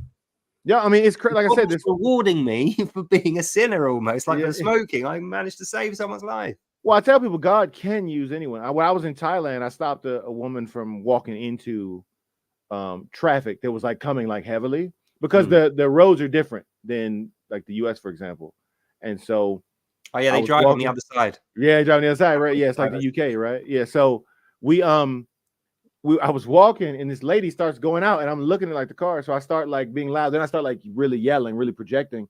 And she stops and looks at me and I point, and no joke, one more step, bro. And she was about to be painted on somebody's vehicle. So, you know, and then she ran up and like grabbed me and it was crazy. And you just ask yourself, was it just coincidence that I walked this way today? Or something? Like, you know, I try not to think too deep about stuff. But it is kind of crazy sometimes to see what actually occurs and how. Well, I absolutely believe in two things that oppose each other, but it's a miracle that they're both true. And I've tested them both. Free will is absolutely a real thing. Free will is absolutely a real thing. We've all got free will. We can always choose to do the right thing, or we can choose to do something different. That's the only two options we ever get. Towards God, do the right thing, in another direction, but that wrong thing. But also, we get led into situations by God, which we have chosen. So like that woman who was hanging herself, I wouldn't have chosen. If you said to me at the beginning of the day, do you want to see someone try to kill themselves outside of a hospital? I would have said no. But if you'd have said, would you like to be responsible for saving someone's life, having done virtually nothing to deserve it? I would have said yes. So I was led there. God did all the work for that. But it was my free will to save her because I didn't have to do it. So I got the reward for God's actions of doing that. And I just think that's cool, because now, like I said, if the rest of my life goes terribly and I do nothing of value, then I get run over or my life ends prematurely. I still think I've got a chance of going to heaven because I saved someone's life and I didn't do anything bad since. Well, I didn't do anything really bad, you know? So I've at least, if you're totting it up on a tally chart, it's like, right, what have I done that's bad? Minor things that everyone kind of does, this, that, and the other, you know, not perfect by any means. And it's like, what really good things have you done? 1-0 to me because I saved someone's life, and they are still alive today, still doing really well. Well, today. And also, I mean, Jesus is your Lord and Savior, so that's the key there. And like I said, but I think that was him. That was him that set that up. Like, there's no way. I mean, clearly, there's no way that was just a coincidence, because it was it was like the Bible thing. There's such a tiny chance that would ever happen. Like, you can't understand how tiny the chance is that she would choose that spot and you would go looking for it. She said to me afterwards, she spent half an hour thinking, right, where is the perfect spot to do this where I'm not going to be interrupted or found? That same half an hour, I was walking around looking for a spot to light my bloody cigarette, and I just could not find one. Bus stops, there was people there. Car parks, there was people there. Outside the back of the hospital, there was a guy in a wheelchair, and I thought, oh, god damn, like I literally can't find anywhere. And then I finally find the perfect location, and there is a good reason why I was not allowed to find a good location before that, and it was because she needed me to be half an hour. Otherwise, she's dead. She needed me to take half an hour to find that spot. And that's why I was walking around looking for a spot, couldn't find one. Jesus put me there for her to not die. And I could have the credit for it, even though I didn't do anything. Yeah. All I did was that and then shout a few. I literally did nothing, but I get the credit for it. So I think, thank you. Thank you, Jesus, for setting that up. And this is another thing, right? I will have it from no one. I will not hear a word of it when people say, but how do you know that's God? How do you know that's Jesus? It's like, look, the same as when you read the Bible and you know for certain that it's divine truth. You don't need someone else to tell you. You know in here and you know in here, and you can see the result of it. There's no doubt at all. Yeah, no, I mean, and again, like I said, God will definitely work through people. I mean, he definitely has the ability to work through people. He knows the sheep will hear his voice, and if he utilizes us for the fulfillment of his mission, which is always a great thing, then it's really good. I mean, you never know how much closer that made somebody to God. That person could have said, okay, God, if you're real, then somebody will find me as I hang myself. No, I think she did. She did. Yeah. Didn't say that exact sentence to me because we didn't really talk about it much after that. But she sang me a song when she'd fully recovered. And the song, I can't remember, I don't know what it's called, but something about dancing with my father again or something like that. It's apparently a really famous song. She's a singer before she got depressed. And when I looked up the meaning of this song online, it's a song about a graceful father who you've done something bad to upset, and you just want, and then you can't have them because they're dead or whatever, and you just want one more dance with them just to remember how good they were to you when you didn't deserve it. And I thought that relates directly to how she felt about God. She obviously felt she'd messed up her life so much or done something terrible, so much so that she needed to kill herself. And God was like, no, you don't. No, don't do that. But she wasn't listening. So I was sent along to do the mission for God. And like I say, I can take credit for that. I can legitimately take credit for that woman being alive today. But all I was doing was smoking. Do you know what I mean? Like, how do I get the credit for that when I was smoking a cigarette? That's the only reason I was there. But they say God works in mysterious ways. And that's exactly why that woman's alive. And I can now say I saved a life. It's an amazing thing to say. And this was like years ago. Like like I said, I'd literally just discovered God was real at this point. I hadn't done anything good. I barely read a Bible. Certainly hadn't been to church at this point. So it just makes me think, well, no matter what you've done in your life or what you haven't done in your life or how you feel about your own life, you never know. You might have been the most useless, cretinous idiot who's done nothing good in their life. Then that will happen to you. Yeah. And then you wake up the next day feeling totally different about life because you'll think, yesterday I was just some loser, idiot, moron who's never going to do anything, never amount to a hill of beans. Today I'm responsible for saving a human life. Well, and again, there's so many things you can do and not know. So like a great one is, even if you're the worst sinner ever, in a human sense, figuratively. I was pretty bad. But I'm saying, even if you're that, right? And then let's say you tell somebody or you record your story of meeting Christ. That story may affect 1,000 people and you never know. Oh, I hope it does. What I'm saying? That's exactly why we're doing this stream. I hope millions of people who see this tell one person. That's all I want. As long as one person has an improved experience of life through knowing that this is true, and they can realize that whatever they think about God is probably right. If they think God is real, but they can't accept it, or they think they want to pray to Jesus, but they haven't got the guts to admit it, do it right now. Read your Bible, pray. You will not regret a second of it. Well, that's why I always tell people, if you humble yourself and tell God, I have many stories, but again, you know how I feel about telling stories that aren't mine to share because I wasn't the one who lived them. But there are many stories that I'm aware of, the people who humbled themselves and told God they wanted to, know he was real and know he's real. I've heard stories. There are miraculous stories of, one of my favorite ones is a guy who flew off his motorcycle and said he saw a man carrying him, and he lands in like the softest patch of grass next to like some water. He's unscathed, and he was just like, that is like the finding the woman. Like, what are the chances of that when you're flying through the air at 80 miles an hour? You've come off a motorbike. You're just a fragile ragdoll body. You should basically hit a wall and be gone. Yeah, and inertia and everything. A nice soft landing. Yeah, and you are completely unharmed. Like, yeah, dude was completely unscathed because we were talking. I was telling about my experience. He was telling about his. I mean, I've heard so many miraculous stories about Christ, and that's why when we did those couple streams about, okay, tell me someone you know, or anytime where it was like, tell me about Allah, and no one ever could. But I have so many stories of Christ. Like, so, and again, I went looking for him. I mean, people who were scared straight. Another favorite one, it's in my other accounts, favorites or whatever. This preacher who was like a bad dude. He's like a bad dude. He has the NDE. He sees like this ring of fire. He's descending to this like fiery pit, the whole nine. Voices are telling him, don't come here because you can't leave. Like, the story is like jarring, right? So he comes up. He said for 2 weeks, he tried to drink the memories away and couldn't. He said he tried to drown himself in alcohol, and he said the smell, he just couldn't get rid of it. Now he's a saved man. He's a preacher, the whole nine, but the story is so amazing. And there's so many. And I'm not saying, look, I'm sure some people do, nefarious stuff, but I've heard, just so many stories in my life. And that's why I say God is real and he hears you. The one thing that makes me laugh about us as people, maybe not so much the believers who are, but just any, regular people, is they say things and think God doesn't hear them. I don't know why.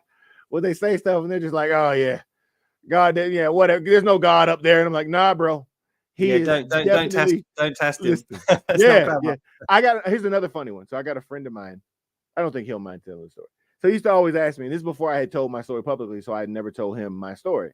But he's like, yo, how do you know God is real? And I was like, hey, bro, I know God is real. Okay. And so he was like, nah, man, you're crazy. And dude's funny. I wish if he ever comes and I can get him on stream, I'll get him on stream. He's a hilarious dude.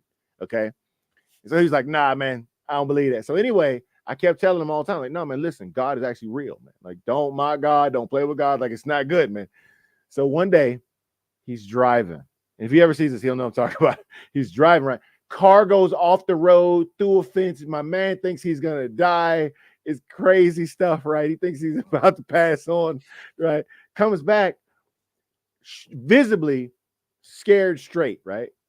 And he's like, yeah, man, God's real. So his friend goes, his friends tell him. Why is it always a near death that gets people? It's priceless. So his friend, he's telling his friend, like, yo, man, if God wanted to show me he's real, he didn't have to do all that.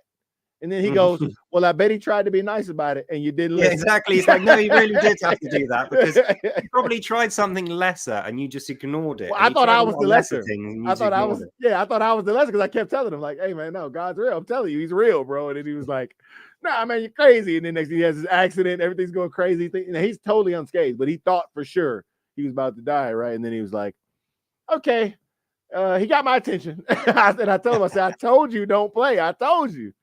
So it's cool. And remember we were talking at the Olympics time because I was cutting the video on the old laptop and we were talking about what happened in the Olympics. And you were like, man, people are all riled up because they're mocking God and this and that. And I said, look, man, I'm going to keep cutting this video because I don't have to lift a finger. God said he won't be mocked. And I can't remember how many minutes later when the power went out.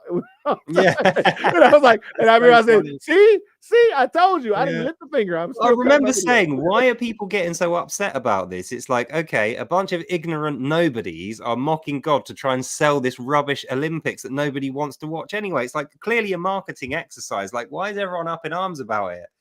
And then the best result was you saying, look, God's not going to be happy about this. He's definitely going to do something. And I was thinking, well, if he does, he does. He doesn't, he doesn't. I don't care about it. And then within an hour, the power's out. I told you.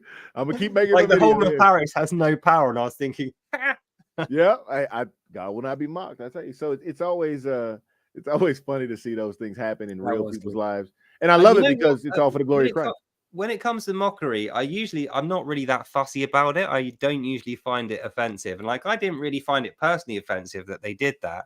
But I thought to myself, you are going to use this as an excuse to behave worse. Like, that's what's going to happen with these guys. You're going to stick two fingers up at God.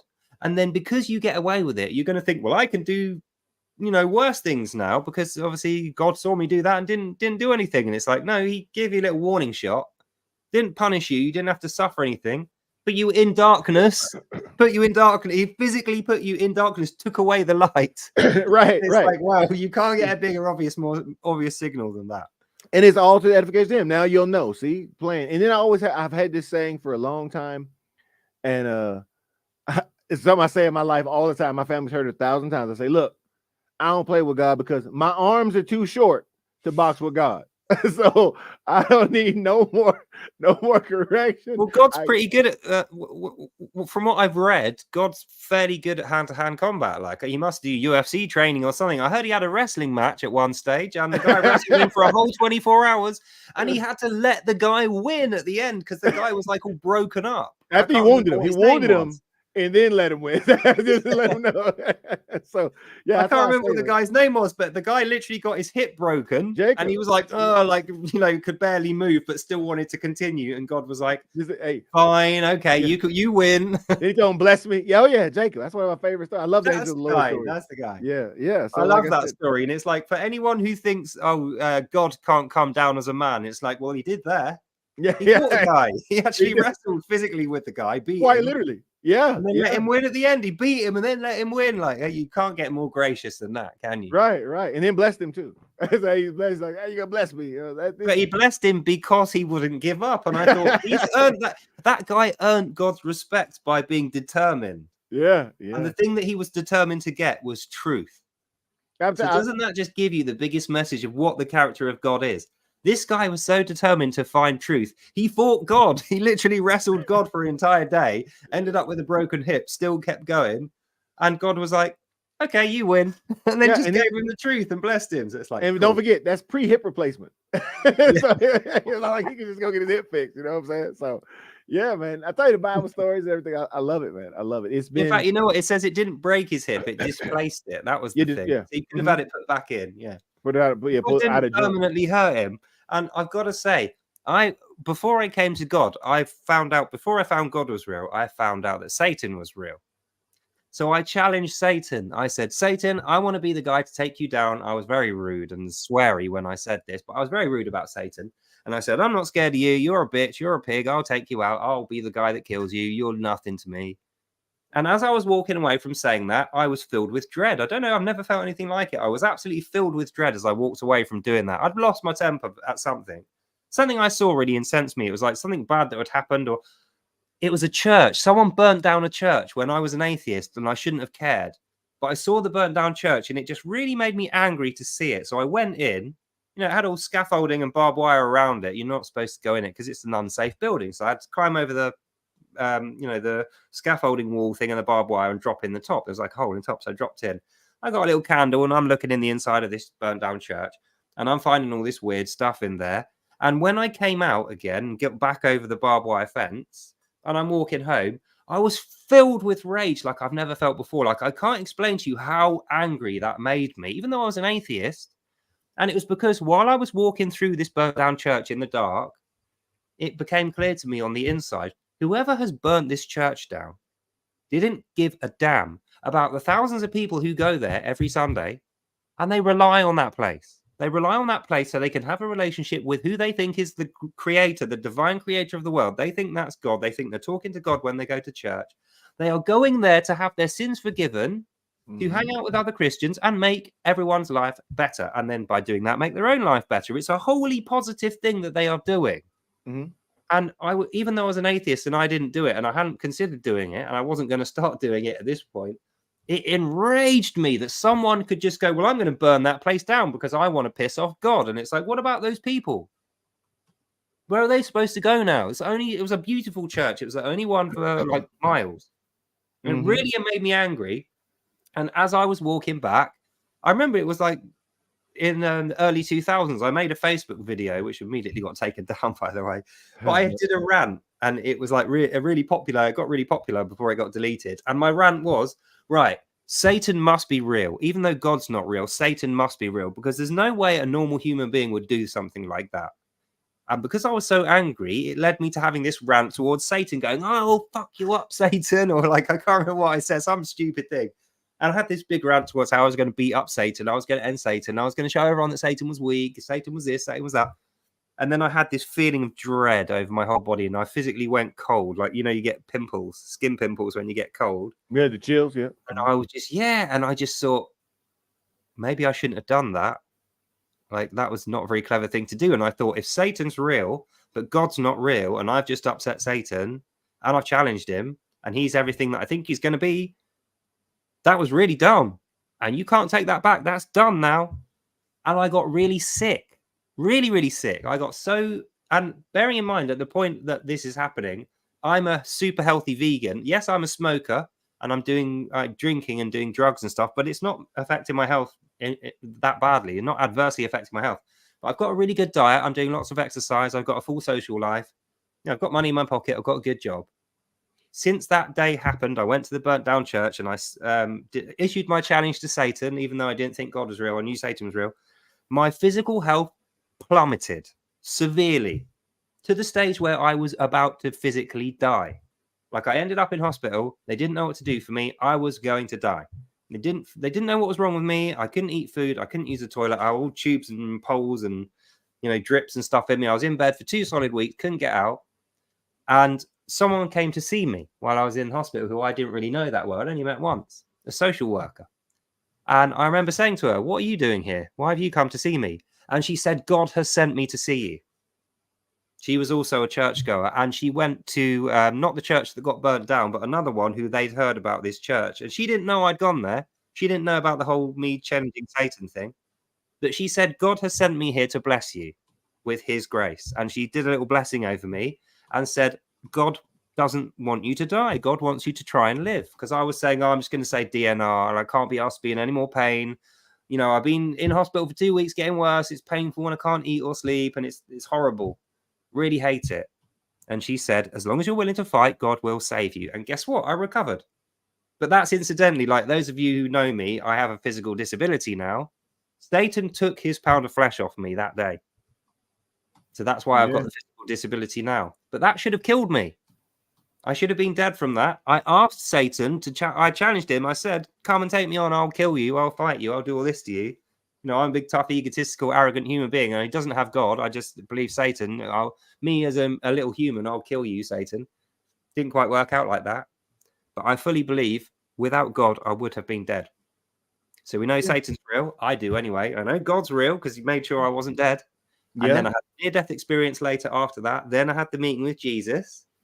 And that's why now I spend my entire life on my channel doing the work of the mission of Christ that I can, fighting the false doctrines, you know, Islam, all the rest of it, and having streams like this. And I'll just really, really love people who are watching this to know, whatever your doubts are, there's one easy way to make sure that you don't doubt anymore. Pray to Jesus. Address him as Lord. I don't know why, but I just naturally did that when I did my first prayer to him. I didn't mean to. I didn't plan to. The thing I planned to say was, "God, please, God, show yourself to me so that you can quell all my doubts." That was what I planned to say. It didn't come out like that. It came out, "Please, Lord." And then after he left his initials, JC. It's like, of course. And I remember when I looked at him, my heart said, "Oh my God, he's real." Like, that's what it did. It was immediate. There was no doubt. It wasn't like when Muhammad saw Allah in a cave and he fled in terror and thought it was Satan, and then was convinced by his wife that it was actually Allah. There was no doubt. It was Jesus. It looked like Jesus. It sounded like Jesus. It felt like it was Jesus. And I was filled with like peace and wonder, and like, I'll never forget that moment. Conclusion of that point, anyone who has any doubts to whether God is real or not, pray to Jesus and he will show you, he will strip away your doubts, and your life will go up and up and up better. You won't regret it.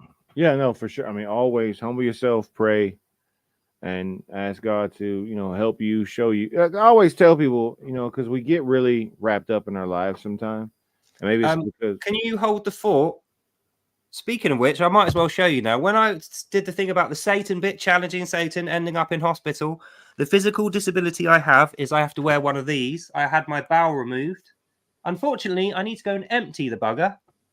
So, yeah, if you can just hold, mate, I'll be back in 5. Yeah, do you think? So, yeah, I was going to say, that's why I often tell people, when you get a chance to communicate with God, just communicate. He's always with us, you know, so it's no point in acting like he can't hear you. You know, no point in not saying, hey, help, or I don't understand, because God is there.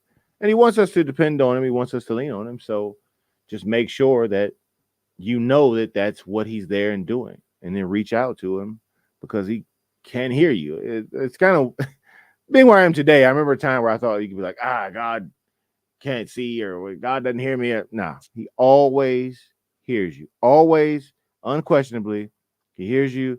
So just make sure that you call out to him and he'll be there for you. Yeah, for sure. Do you talk to yourself? I'm talking to myself. Like if I'm reading, I'll just tell God. Like I said, sometimes I'll be reading. Was it somewhere? Do you say it out loud though? That's what I mean. Like I say it out loud. Yeah. I always talk to God, and you know what? I do it out loud on purpose. So if anyone else is there, they can physically see me speaking to God, because I want them to know he's actually there. He's actually listening. I don't have to vocalize the words. He'll hear them anyway. But I want you to hear that I'm speaking to God, so you know I think he's real. I love doing that. Yeah, and usually something will happen as well. Like if I'm outside and I say, please God, can you just hold off the rain for like 15 minutes until my bus arrives, or something silly like that. When somebody is attracted over by that, and they'll go, are you actually talking to God there? And I'll say, yeah. And it will like get a little conversation going with them. And I'll say, okay, well, if it's not real, it will rain before 15 minutes. If it's real, it will rain after we get on the bus. And every single time I've done that, you get on the bus, bang, massive rainstorm. As soon as you get on the bus, right? As soon as our feet are on the bus and the door shuts, bang, massive monsoon rainstorm every time. That's and another thing that I used to do, I mean, I've actually lost the ability to do this. Like, I don't know how this was working before, but I shared a flat with someone, and I was trying to convince him, because he was like another friend of mine who I know recently, but he started off good, but he was getting led down the garden path by a bad person. I was trying to prove to him, God is real, but it's not me that is going to prove it to you. You have to ask him to come to you. And he was saying, how do I know? And I said, well, when you look over at that clock, it's going to tick over to the next minute. Because I kept on doing it. And every time we looked, it'd tick over to the next minute. So this last final time, he was going to test me. So I said, right, we're going to look over to that clock, and it's going to tick, and it's going to go from 12:07 tick to 12:08 the second we both look over at it. And then usually we'd both look over immediately. But this time he was looking at me for ages. He literally looked at me for well over a minute. And then the second he turned away, I turned away. We both looked at the clock, tick. It ticked over the second we looked. Now, you might not realize how much of a lottery that is with a digital clock with no seconds on it. And it was like one of those little gas things on the wall, you know, with the central heating controls on it. It was like one of those things. And I was just trying to demonstrate to this guy, that's not me doing that. That's not you or me controlling the clock. It's like when we look over, it's controlled by God, and he wants that to happen. Otherwise, it wouldn't be happening. And the reason he's doing that little tiny thing for you, mister, who was my friend, is a demonstration that not only is God there, he's listening to everything you say. He wants you to have his attention, and he wants you to have his attention. And that's just like a little party trick that he does. He can do so much better, bigger things in your life than, you know, impress you with the clock thing. But unfortunately, I couldn't get this guy around to the idea, and he ended up in prison as well. I've seen him since then, and I think actually, since he's gone to prison, now I think he has actually figured out that God's real. No, again, like I said, things happen in time. You never know who you're affecting. You never know how God's moving. One of my best friends when I was in the military used to always trash Christians. It's my boy. I'm not going to say his name, but he used to always trash Christians. He was like, oh, I can't stand them. And I remember one time I was like, he's like, oh, Christians, man, they suck, this and that. And I was like, hey, bro, I'm Christian. He's like, well, you know, you don't count. So we were talking, and I talked to him like some years ago, and he was Christian, and I actually couldn't believe it. I was like, what? And so, yeah. Well, it's always the ones who protest the most. I used to protest the most. I made a career out of saying God is false, prove me wrong. That's what led me to the whole praying to Jesus thing.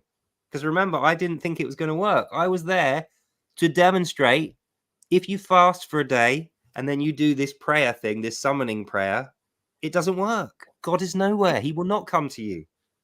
He came to me. So I had to go back, tail between my legs, and announce to my whole website I was completely wrong. God is real. Not only is he real, I can't demonstrate this to you. There's no way I can prove it to you. It's me that you proved it to. So you have to do that for yourself. There's no way I can give you evidence of that. That's what this stream is about, saying to people, nobody can give you physical evidence that God's real. That's not how it works. You can create physical evidence for yourself by going out, praying to Jesus, asking him to quell your doubts and appear to you. Amen. Bang, he'll appear to you. Well, I mean, again, what I've learned about God is, just like his word, God's actions are not happenstance. They're not he doesn't just do stuff, quote unquote, willy-nilly. Oh yeah, there's no random chance with God. Everything is meticulously organized and planned. It only seems like random chance to us because we're not very clever. Yeah, right. And that's the thing. So what I always tell no people offense other human beings, but we're not as clever as we think we are. You know me, I think we're all kind of stupid, and that's me included, right? But that's why I say this guy lives up to his name, humble servant. Yeah. Like I tell people, like, so if you're actually at that point where your heart is humble and God knows you will hear him and understand it, then he may choose to reveal himself to you. Or if you pray and you ask him and you're like, okay, look, or, I really want to know, I believe he will. And again, in his own, in the way that works for you. I'm always clear when I say that. So I got many stories. Not every story is God appearing to someone. I've got some wild ones that people probably wouldn't believe, but not every story is like he just showed up, but he will show you that he's real. But you got, I always tell people, just humble yourself. I mean, that's the thing about each of our stories, right? Me, I just like, look, if it's my time, like, hey, I know you control everything. If it's my time, I understand. And he was like, nope, it's not. So I was just like, okay. I think to myself, my experiences with God, the first one that I met was Satan. Then I had the near-death experience when I collapsed, and I was really sick at this point. I didn't realize I was, but I'd already challenged Satan. This was after the burnt down church episode. So I passed out in the street, and I was covered in blood. I'd been, being sick, there's blood in it and stuff. So I should have been covered in grime and puke and blood and everything else. But then I had the white door experience with the guy opening the white door. He kind of looked a bit like Jesus, but I saw his eyes, and I was like, there's something evil in his eyes. And I said, that's not God. Turned around, and Jesus was there. And there was no doubt. So I looked in his eyes, and I thought, oh, he's got really nice, like, loving eyes. This is the guy. Mm-hmm. And then I cried to him. And then when I awoke, I wasn't covered in grime and blood anymore. And I felt okay. But I went straight back to my parents. And then within 2 weeks, I was in hospital. And I thought I was going to die. And then the woman turned up and said, God has sent her. And she's there to bring Christ's blessing to me. And, allow me to see that God is real. And, had a Bible with her and said a prayer for me. That was it. Not a blessing. It was a prayer that she did for me. Mm-hmm. And then after that, I actually had an experience with Jesus. So if I think about it, I was completely undeserving. I had no faith at all. I hadn't done any works, nor had I read the Bible or been to church. But I think God recognized the thing that I was doing, even though it was completely misled and wrong, trying to prove that God wasn't real. I really, truly believed that was real.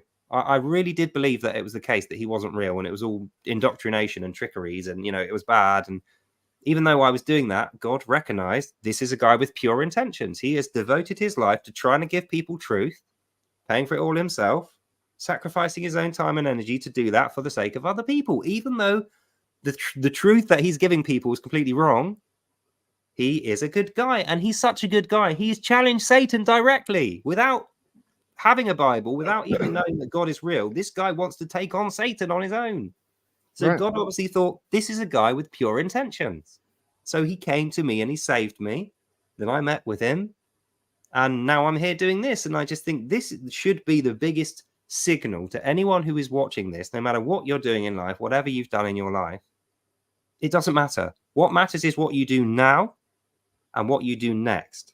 And in order that you can do the right thing and make the right decisions, you need to pray to Jesus, who is the Lord. There's no doubt in my mind. And we call him Lord because it's not like a Lord. It's not like a landlord who is like your Lord because you have to pay him. He's your Lord because you're a subject of his. Like, you are under his protection. The ruler of life. Yeah, it's not like a Lord and master thing where you're like subservient to him for no reason. You don't like him. It's like, no, he is your Lord because he's protecting you. He's looking after your properties. He's looking after your life. He's making sure that your path is guarded through life. And all you've got to do is say, hello, thank you. The occasional word in a prayer to him. Recognize that he's there. And then that unlocks the rest of the potential of your life. I really hope this is getting through to people and they just do it. Yeah. I said to myself when I went out to do my prayer, when I didn't think God was real, but I knew Satan was real, in my head, I thought, right, what's the worst that can happen? I say a little prayer, nothing happens. I'm talking to the wind. I go home. I've lost nothing. But the best thing that could happen is that it's real. Mhm. So why wouldn't you? Why Well, would God also knows your heart. So, like, if you're pure of intention, God's gonna know because you can't trick it. It's like you can trick God, right? Like, yeah, I'm gonna pull a fast one on God. Like, yeah, good luck with that. It doesn't work like that, right? So, if your heart is pure in intention, God will know. And that's why I say, I mean, again, some of the stories that look who it is. have occurred. Hello. Hello, guys. Sorry. Sorry, I don't know how long you've been there. We were just really involved in that conversation there. Welcome, Lily, Speaker's Corner, back to the stream. Hello, everyone. God bless. Peace be with you. How was work then? Did you enjoy yourself? It was crazy. I always regret getting shifts on Mondays. Mondays just crazy. I just arrived like I stood there 1.5 hours longer than my actual shift because there were some like car crashes with several traumatized. She's a medical worker, for those who don't realize. She's like one of those helping people who have disabled themselves in accidents or have like she's a life-saving technician. I doing the Lord's work. I work in an emergency room as a physician, it was, I mean, praise the Lord, it was hard, but I witnessed a miracle because her car stumbled several times over. She was in high speed, she was wearing no seatbelt, and she didn't break any bones. She didn't lose consciousness.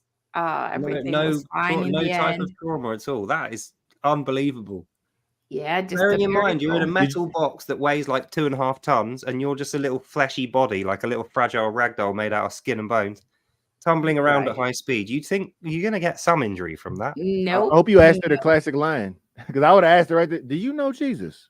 I pulled my rosary and I said, I pray every time when I come to the shift. I pray to the Lord that that my patients will be miraculously healed, and this is certainly a miracle. You're receiving a second chance to live, girl, and I hope that you take it. I try to do my best to, bless my patients. I always send them with God bless you, God heal you, God take care of you, grant you peace and health. My dad was a police officer for many years. So what he used to do is he would ask someone, he would say, do you know Jesus? And they'd go, no. And he said, well, if you don't, you should get to know him because you're not supposed to be here.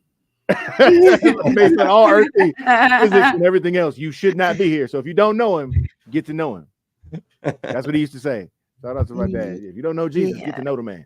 Yeah, some certain professions are certainly blessed with the opportunity to talk about Christ when people were more susceptible to listening. So basically, when they're in trouble, right? When they're in trouble, humans, when they're in trouble, God certainly uses those chances, and we should take all of them. I do my best to take them. The reason why I am not turning on my camera is literally just because I am just got back from work. Disgruntled. Okay. Oh, we had to explain. Real life doesn't look as beautiful as us, mate. I mean, come on. Who's gonna stand up to this level of physical amazingness? It should be clear to the world that I got a face for radio. Thank you very much. But I'm glad that you I got a face for radio. I got a face for radio. Y'all should know what time it is. Okay, so fill me in if you guys. So what we've been doing, we've been going through how we came to think that Jesus was real to begin with, and why we maintain that, how we know him to be true. So what we Mm. started off with, you can do this as well, is start off with, what was the first time you ever realized that for yourself, not through being told by a priest or being shown by someone else, what was the initial experience you had that convinced you that Jesus was real and that he was divine, Jesus Christ, like the one that you hear about? And then after you said that, tell us about how you maintain that. Why do you know that to be true when other people are telling you it's probably not true? Okay.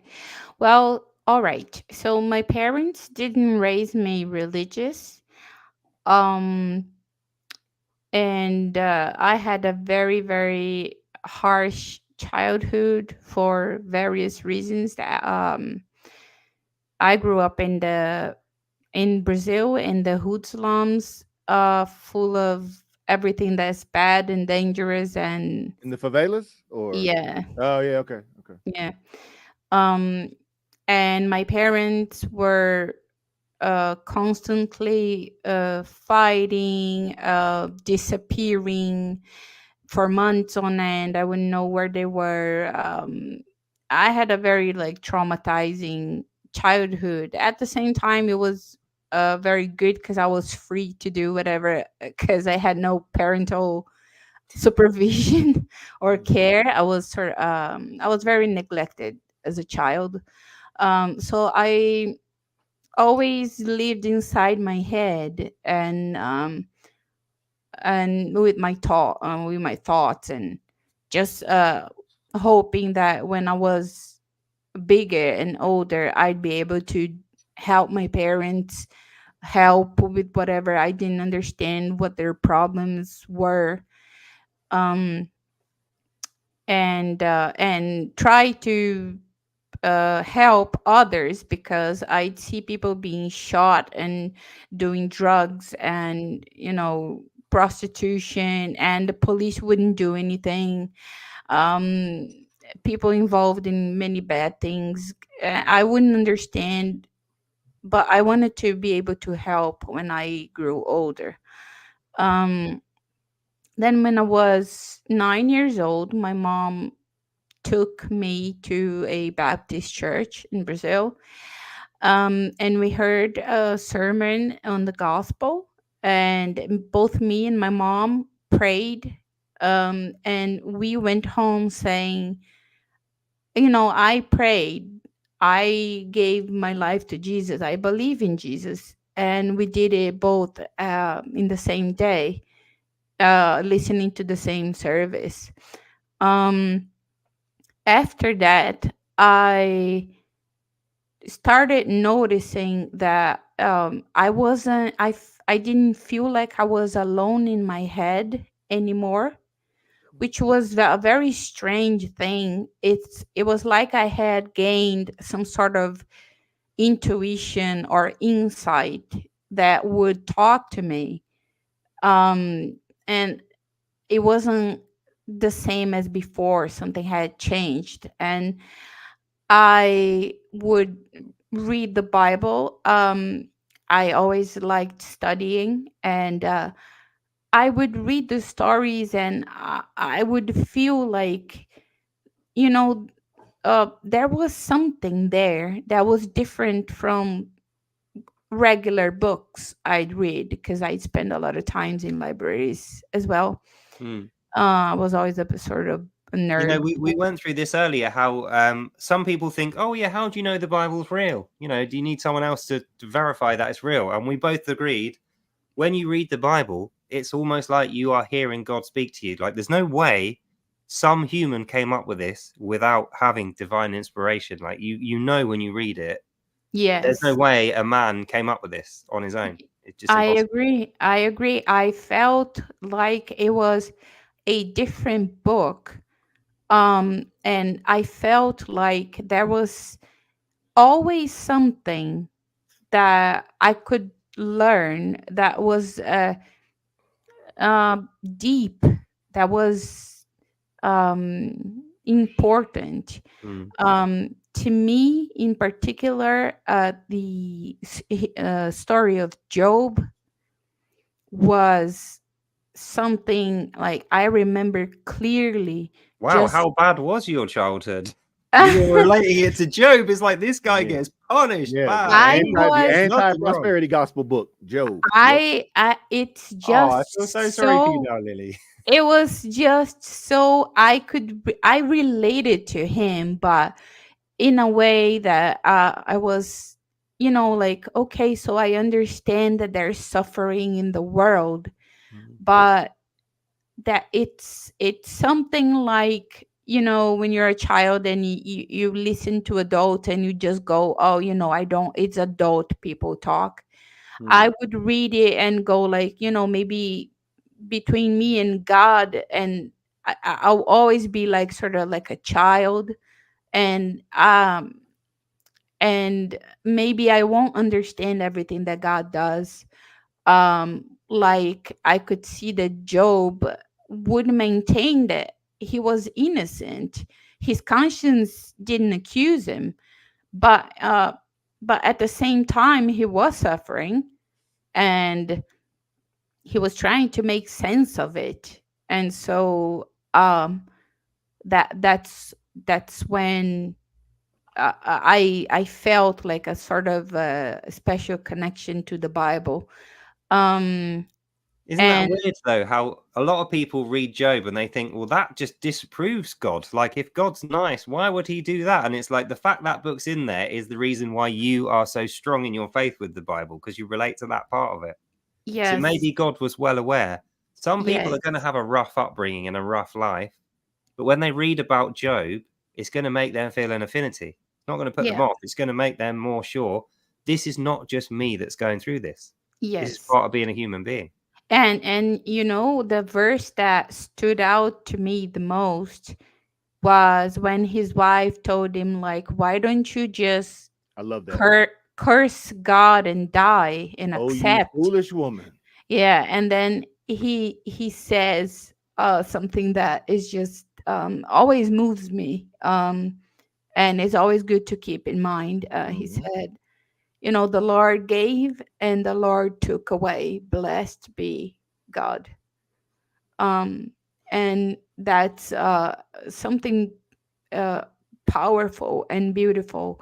Um, and then I started reading the other books. Like Ecclesiastes is my second favorite book. Great Isn't book that too. weird how the first book that was mentioned, the first official Bible book that got mentioned in this stream was that book? Ecclesiastes. Yeah, I Ecclesiastes. mentioned it too. Yeah, I love that book. Oh, it's just fantastic. It's just so breathtaking. It's so beautiful. Um, and I'll tell you what, just to throw this bit of orthodox knowledge right there, there's a book that is not in the canon of the 66 books, but it's called Wisdom, and it was written by Solomon.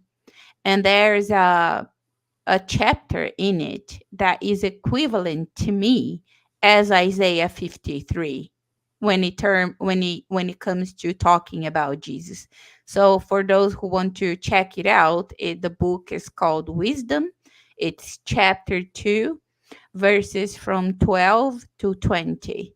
I think we almost certainly have to do a stream on that and read it. Yeah, Now. yeah. But just to throw it out there. That's in the Catholic And canon too, right? Wisdom. I am not sure. Don't even worry about it. Keep going. I think it's Yeah, wisdom. I'm not sure. And so yeah, I was very much into these books. I have a very good memory for things in the Bible. I found like a nice thing to memorize things, like Methuselah lived 969 Yeah. years. Oldest living, as we Adam say lived here. 930 years. Enoch 365, and other things. I always found that there was always something new to learn and something to put your mind onto. And along with that, I discovered that what I had, like this second voice in my spirit, was the Holy Spirit. And that's when I started trying to have a conversation and understanding what it meant. So then I joined the special class for new converts in my church, and I was attending for an entire year. Um, and then that's something I have good to say about my Baptist church, even though I am no longer Baptist. I do have to say that they were very serious on studying the Bible. My pastor taught me Greek, which I can read to this day. And he would tell us to study Hebrew as well. Um, and before you were baptized, um, I had to attend to these classes 1 year, and then you're put on a like a cross examination before the entire church, and they can ask you anything they find relevant to evaluate whether you're serious, whether you understand the gospel, whether you're capable of being baptized or not. So And what because kind of questions did they ask you then? Because I mean, I did the 2 years of you have to attend church for every Sunday for 2 years, and you have to show that you've got willing, read the Bible, but they don't do a physical test on you. Certainly not the whole church. yeah, so um, they would say, you're really young, because I was turning 10 when I was baptized. And my pastor said, he says it to this day, that I was the youngest person he ever baptized. Um, they would be concerned that I was too young and I couldn't understand the repercussions, including excommunication, which they did do there. Um, so they would ask me, what if you start dating somebody and that person is not a Christian? What do you expect is going to happen? Then I'd say something like, well, according to the Bible, I expect somebody to admonish me, say that what I'm doing is wrong and sinful, and that I should abandon that relationship. And if I don't listen, I expect them to come with another witness and admonish me again, and try to steer me to repent of my sin. And if I don't listen, then I expect my sin to become public, be treated publicly by the church. And if I still remain stubborn in sin, I expect to be excommunicated from the church, and people are supposed to treat me as though they are no longer my brothers and sisters, so that by my punishing my flesh, my soul may be saved, which was their understanding of the instructions Well, I've got to by the say, I do Apostle think Paul. that's extremely harsh, and I don't agree with the whole punishing people thing. But I've got Yeah, to say, as I get older, the more relationships I see fail, the more I actually think it is actually of real benefit if you're a Christian to try and find someone who already understands that God is Jesus and that yeah. Jesus is The divine. Bible Because it says, just "Do would be a not problem. be unevenly Unequally yoked." yoked. That's what Mm. Yeah, and what communion has the light with darkness? So that yeah. person is just going to hinder you. Well, the thing Um, is, if they were going to come along with you, they would say it up front, wouldn't they? Otherwise, they're just going to battle you. yeah, but here's the thing, right? Damned is the man who trusts man, and so even the person goes like, "Oh no, I'm fine going with you to church." Okay, so do it like a friend, not in a relationship, because feelings uh, are powerful, especially when you're young. So there were other questions they'd ask. About things like what was my understanding of the role of a woman in church, in a marriage, as a mother, things of this sort, biblically speaking. Um, and yeah, I was blessed to be accepted, and I was baptized when I was 10. That is very young, actually. I mean, Yeah. I was baptized when I was like 29 or no, 33. I was baptized. It's very 16, late. 16 for me. Yeah. That's still fairly early. Yeah, I know a it's lot of right. people get christened at birth, but I mean that wasn't my experience. So I think 16, 10 is very, very young. I Mhm. looking back, I would have preferred to have been baptized on day one, but obviously I didn't know. So I just think Yeah. 33 is quite late, isn't it? Yeah, but at the same time, brother, like I did, when I was in my teens, I did let the bad behavior from some brothers and sisters influence my relationship with the church and with God. Mm. And I did sort of went astray for some years. And Well, I I made, think it's only natural if you have bad things happen to you when you're young and you don't understand why these are happening to you particularly, especially if you're a good person, you don't deserve it, to try and quantify meaning, to understand it, you think, why are you doing this to me, God? And you blame it on God. yeah, I was angry at God, yes. Um, and I made so many bad decisions, some of which I'm still harvesting the results from. And it's by God's grace that I'm now able to understand things better and lead a spiritual life that doesn't keep, looking at circumstances and worldly things, but remains intact, thinking about heavenly things as much as I humanly can. Um, and yeah, I guess that's a bit of my story. So, Um, what is it that keeps you when other people are questioning? Because I find this a lot, especially with the work I've been doing on the channel. People question me all the time and they say, you're indoctrinated, you're brainwashed, you're biased, you got confirmation bias, or there's some other reason why you're not right about Jesus. You're wrong.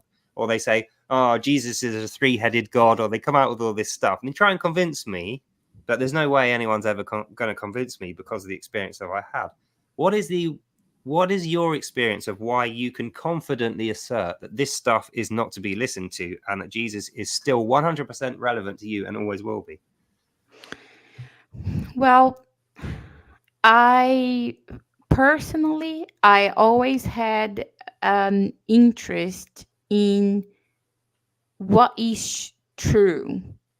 I never liked the idea that um that there is no truth objectively. That never felt uh never settled good with me.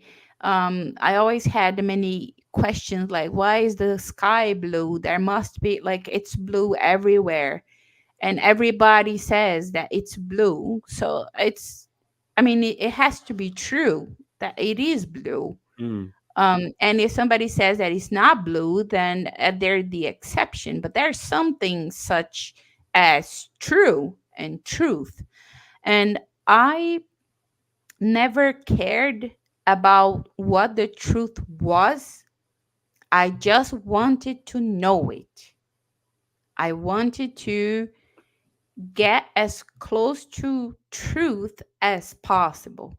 Um, And why do you think truth as a concept was so absolutely vital to you? Why was it so important to you to have that, no matter what it turned out to be? because I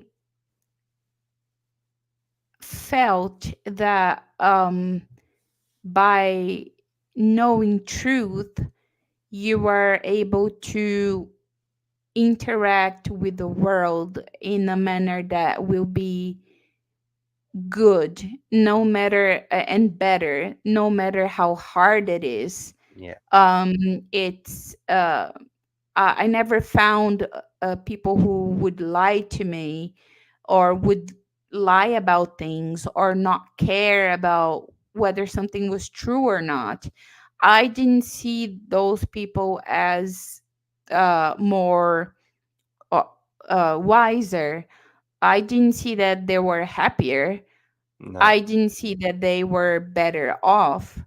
Um, Well, I in feel like truth is a solid base for your life, isn't it? Like you say, it doesn't matter what the truth is, even if it's one that you don't like, an uncomfortable truth, it's still yes, better to know what it is and be yes, absolutely certain, because what I find is once you know something is true, it never changes.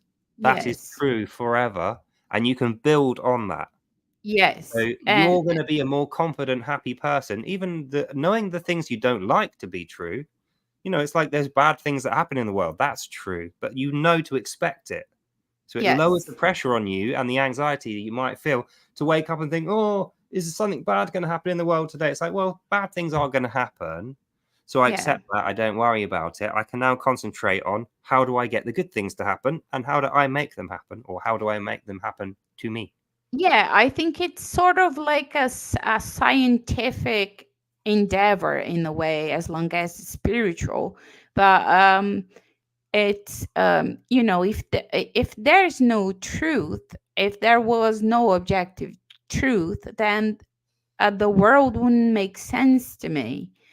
um because I mean, how can we do science? How can So it's an epistemological thing. How can we know what we know, and how can we know whether something is true or not?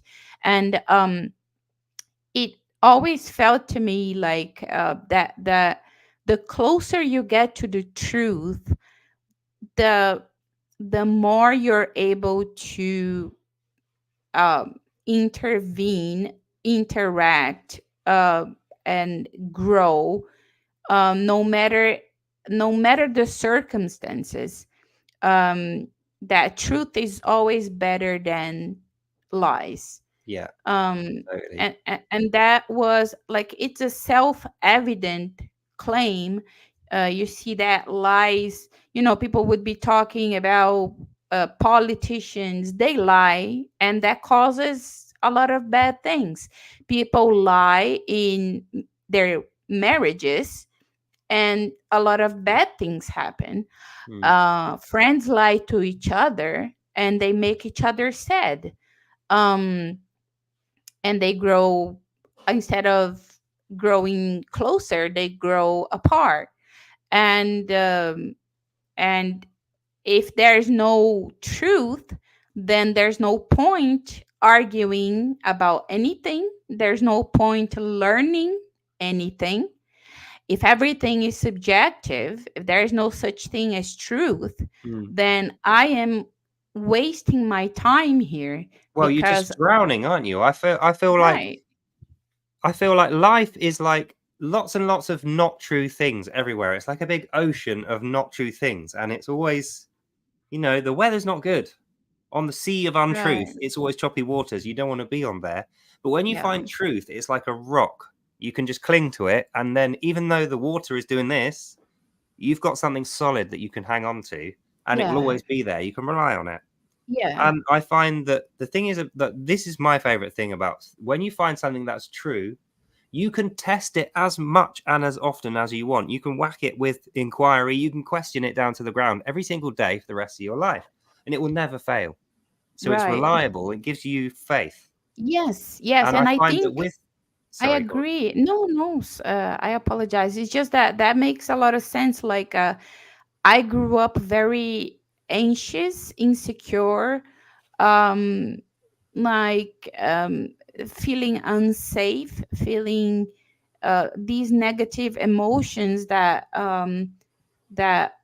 made me feel like I had no control over anything. I couldn't know what was happening. I couldn't understand what was happening, why it was happening. And I just felt for many years in my youth that I just wanted answers. I just wanted some of those questions answered. I didn't care what the answer was. I just wanted to Needed to know know what it that. was. Yeah. Yeah, I just wanted to know what it was. Well, isn't it Yes. interesting how, especially since we've discovered the internet as a species, now it's so much easier to spread around something that's not true than it previously was. Because I think before the internet, you could say something ridiculous and it just wouldn't travel. Well, I Nobody mean, would truth listen and or lies now travel at speed. yeah, That's exactly. to And be clear. everything Yeah. travels very, very far. Like I can say something now on here, and 1,000 people might see it across the world, and they can tell 1,000 other people. So whether I'm actually telling the truth or not, a lot more people are going to hear it. And I feel like there's real use now more than ever because of the internet in being able to discern what is actually true and what is not true without having to rely on other people, without having to rely on technology. And I find the best way to discern whether something is true, although people are going to question this who haven't done this themselves, if they do this, they'll realize that it's true. The easiest way to check whether something is true is pray for wisdom and check it via the Bible. Now, I didn't used to believe this when I was an atheist. I would have argued all day long that that was not a truth itself because I didn't know any better. But now, being a Christian, I can say if I pray to Jesus and I ask him to reveal something as true to me or false, I immediately can feel in my heart whether it's true or not. And if I need clarification on a finer detail, I Yeah. find it in here. Well, he definitely said you can always pray for wisdom. That's in there. Yeah. Always. But it's just a weird quirk how before, when I didn't recognize, like you were saying, that you didn't care what the truth was, you just needed to know that there was one. You know, it was really important that you had that grounding of a truth must exist. Otherwise, life is just completely chaotic and doesn't make any sense. Yeah. And I lived like that when I was an atheist. I was like a hedonist. I didn't care because there wasn't that truth in my life. As soon as I found out what it was, I didn't even know what it was. Actually, my first dice with truth was I realized that Satan was real. Before I realized God was real, found Satan was real. And it filled me with dread and I had a terrible time. And it made sense to me. Well, if Satan's real, there must also be God. And if Satan and God are both real, then why am I bothering with Satan, the lesser one? And that led me to discovering God. And it was after I discovered God that I started reading the Bible. But when I was an atheist, I would not have had anyone say that to me because I didn't have that founding truth. I was constantly led by the effective sounding arguments of other people. And I would give those arguments as my own. So I think that is the main downfall with the atheist position. It's not that atheists don't understand inquiry. They know how to ask questions. They know how to recognize a factual answer in someone else. But they don't know how to recognize a truth at its bare bones. They don't recognize when you find a truth, it's solid. It never moves away. Right. And that's something which you can only get through, or my experience anyway. I've never found any other source of that absolute truth outside of praying to Jesus and reading my Bible. Yeah. In fact, we've seen it recently. Like I won't name any names, but we've had some arguments and some disagreements in the, our kind of small little group that we work on with our ministry. And we've had some big rows about things where we're 100% sure we've got the truth and they're 100% sure they've got the truth, but we're at opposed positions. And it's so it's logic 101. It's called the law of non-contradiction. It is impossible that both are correct. At the very least, both are wrong or one of them is right. Yeah. And I always think the way to test it out, like I do this all the time, if my position is true, then I can throw every single bit of evidence, every single question, I can hammer the hell out of it and it will remain. That's how I know it's true, because I test and test and test and test and test with all my might. Every single question I can think of, I put in, I ambush it with more questions than I know. And at the end of the day, the questions are the things that fall apart, not the truth. That's how you know something is true. And I would, sorry. I was just going to say, that's why I constantly tell people, even if you don't have any belief, read the Bible and you'll find something relevant to what you're looking for, and it will lead you to the truth. It's like every word of this is made of physical truth. If it was like plasticine and you made it into the shape of something, the shape of this is the truth of what you're looking for, even though you don't know what that is yet. So is that concept truth found in this book? And that blew me away. Like I say, I found Jesus before I found the Bible, and I was led to read in the Bible through that experience. But I just couldn't believe it when I went, because I'd read the Bible as a kid and it meant nothing to me. I didn't find any meaning in it. You know, I was reading it with a hateful soul. But then to go back to it, expecting that I was going to find something good with belief, it read completely differently. Yeah. So I think I was actually ignoring the truth that was in it before. And I think that's what's happening. When you have two people 100% sure that they're both speaking the truth, which one of you is closer to God? That's the one that's going to have the truth. And the other one, who are they close to, who's claiming that they've got truth? Why don't they want to answer questions? Why are they terrified of that inquiry? Test, test, test, test. If it's a truth, you should invite that. You should encourage that. Yeah, and the truth has the ability to withstand the test of time.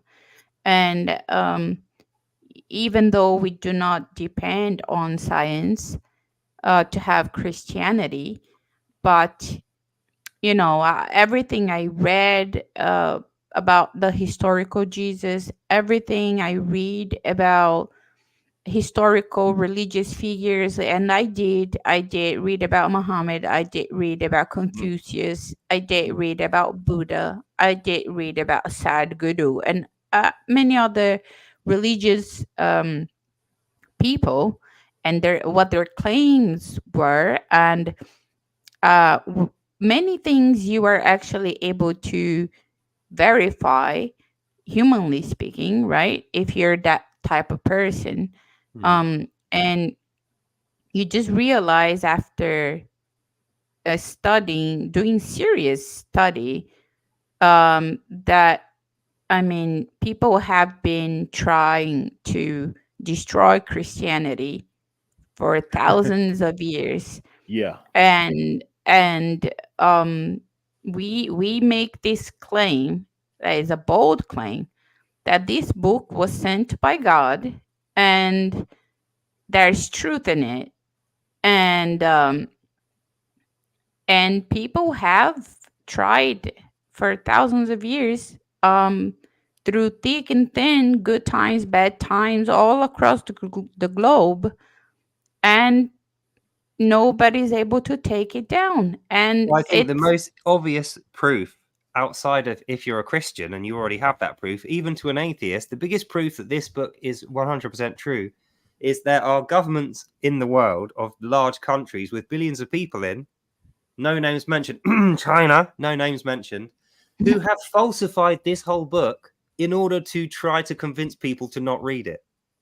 Right. So they have I think it's called the three persons Chinese Communist Bible. Oh, yeah, yeah.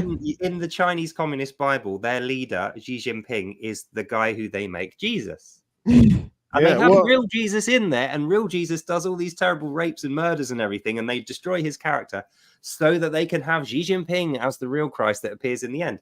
Now, correct me if I'm wrong. If Xi Jinping was the real Christ and real Christ was not Christ, why would you need to write a whole fake book made out of the real one?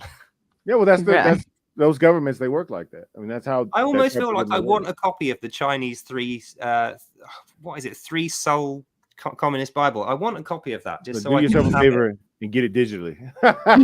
Honestly, if you find it, please send me it. I would love to have a copy of that book, just so I can marvel at it. I'll go look for it. You know me, the nerd in me will go look for it. I had a little look for it, but I've not put a great deal of time into it. But I really feel like that is a great video series waiting to happen, isn't it? The Three State Communist Bible, whatever it's called. Well, and one of the things that's brought up is interesting. I've noticed that even just in my life and my world travels, you know, I've been in multiple countries, and people, they really rail against Christianity. Like all the other religions, people just kind of like let them hang.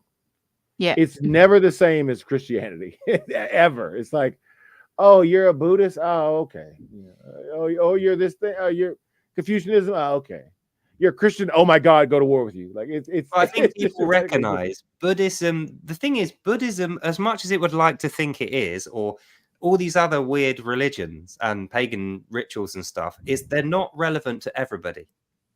The end result of Buddhism is nirvana, which you think, oh, nirvana's like heaven. It's like, no, it really isn't. Nirvana's nothing like heaven.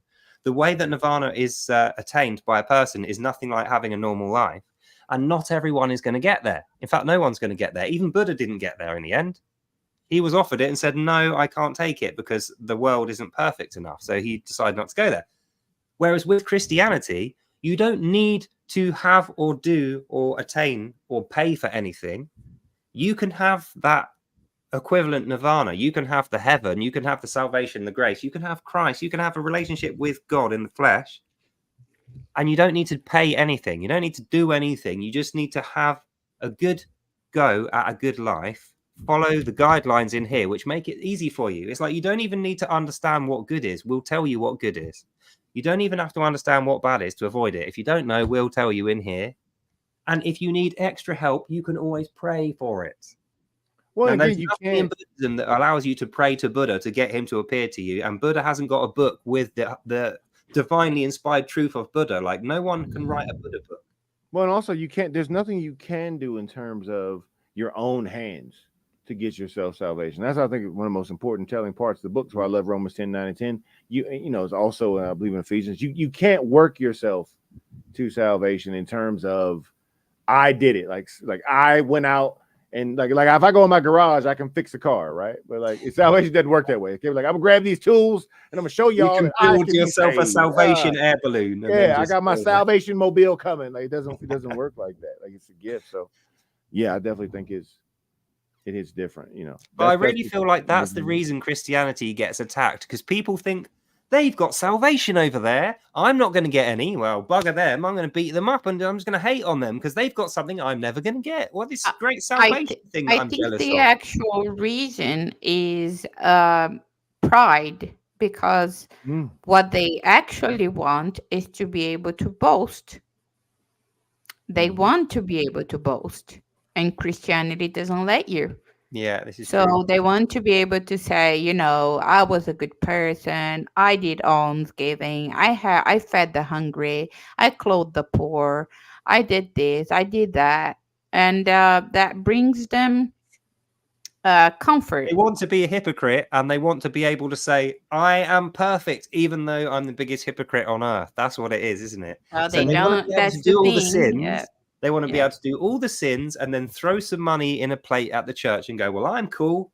It's like, no, you're really not.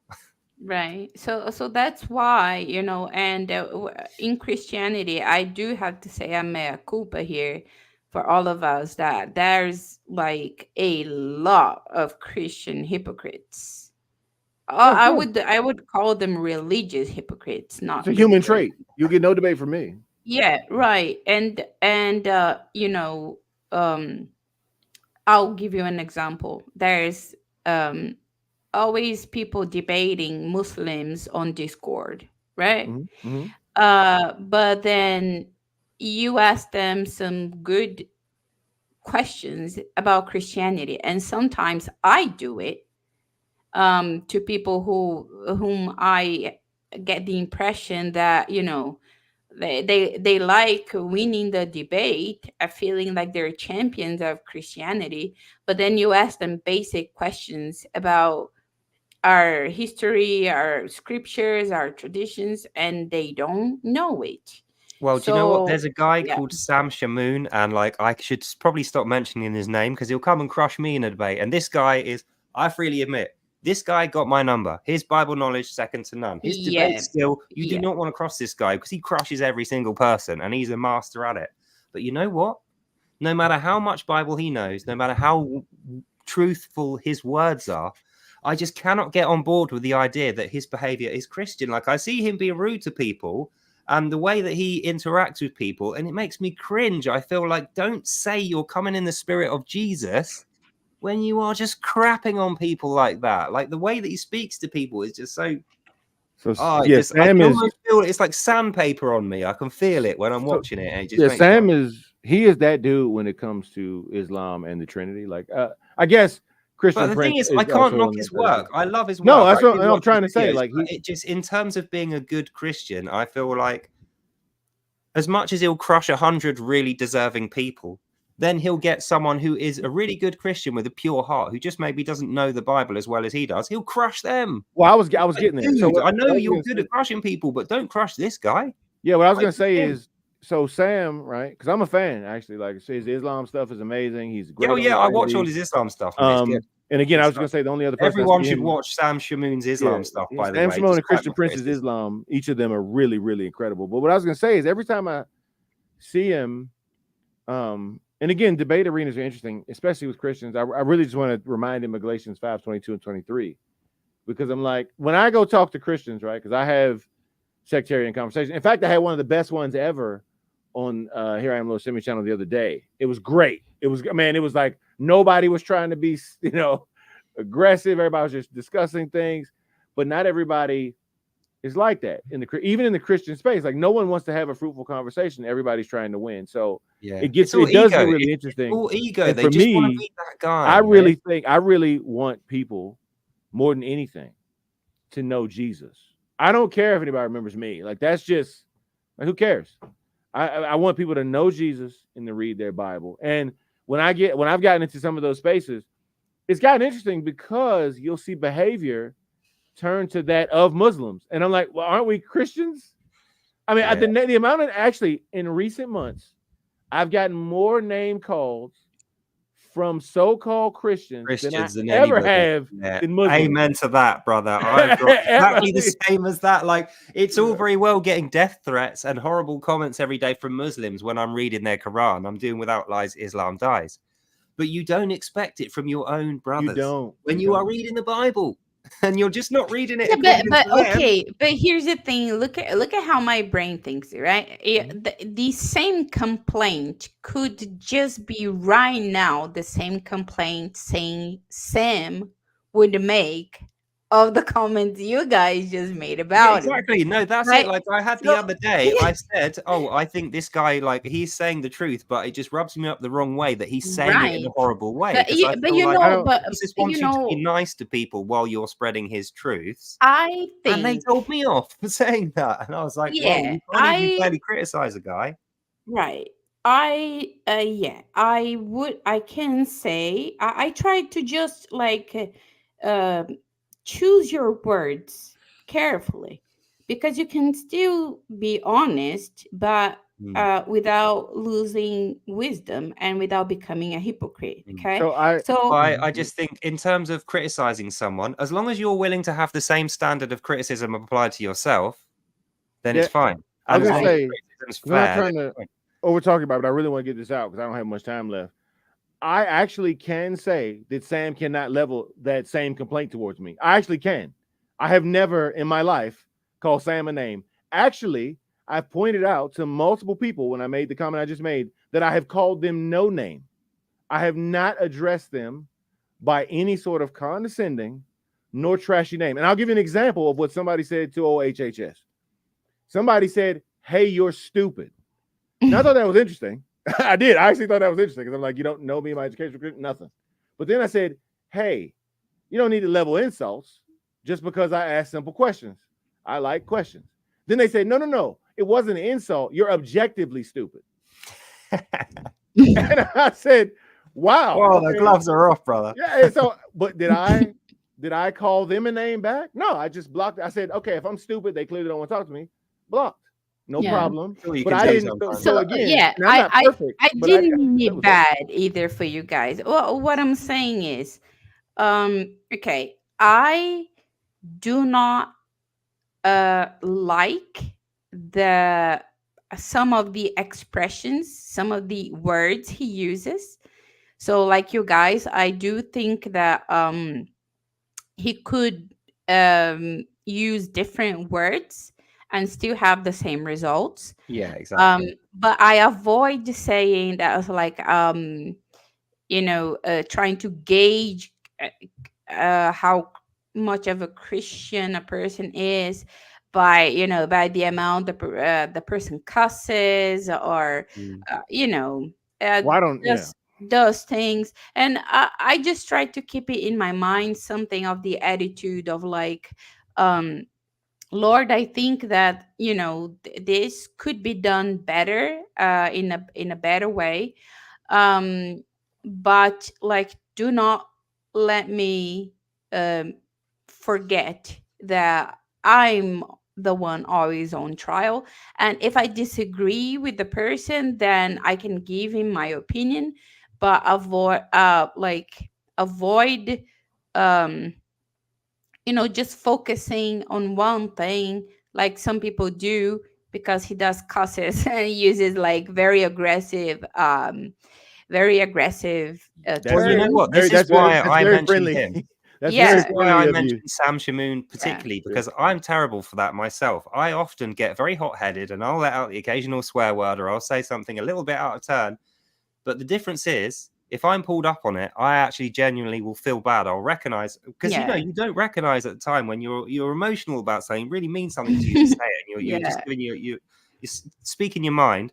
If someone then pulls you up on it later and says, look, you shouldn't have maybe said that, I feel terrible and I'll apologize for it. And I'll admit I'm not a perfect guy. It means a lot to me to say it, and I'm telling the truth about what I feel. But maybe I said something wrong, and I'll ask for forgiveness for that. What I'm not trying to do, because I'm willing to have that standard applied to me, I don't think I'm higher than what I say, and I don't think I'm higher than anyone else. But when I'm watching Sam, I would love to see him do exactly the same work that he does, just reel back the attitude a bit, because I feel like it harms all of us when he does that, because he's such a successful guy and he's so clever. He's well able to do that without being quite so rough with people. Well, to be clear, I don't want to make this like a. In fact, you know what? About Sam conversation. Like I'm not trying to. No, that's it. I'm not saying you are. What I'm going to say though is, again, this is why it's important. I'm a big fan of Sam, by the way. But we all are. I would really love to see him reel back the attitude a bit. And well, I think destroying he would people be 100 times more effective. You know who's the most kind destroyer I've ever seen? Is Radar Apologetics. That dude is like the nicest. Yeah, he is. Nicest dude. That's called strangling someone with a silk tie. But what I was going to say is, I know we all have our flaws, and I know he's been doing it for. Some days I wonder if it's fatigue, because his patience is worn thin, because Sam has been debating people for many years. He's must have dealt with the worst kind of people, like the line of work. I mean, he did Muslims forever. And he really buries himself in the worst of them on purpose. So it's like he's constantly surrounded by these guys, and it does affect you. But I feel like I'm just such a big fan of the actual work that he does is so great. I would love to see what I always try to say is, again, what's your focus, right? See, that's the thing a lot of times in debate arenas too. And when as you brought up, Lily, when you bring up sectarian arguments, right, they get really interesting, because now it's my team versus your team. See, it's easy to gang up. That's why I think you see that stuff in like a Discord, right? It's easy to gang up on a false religion. That's easy. We all have truth, right? Yeah.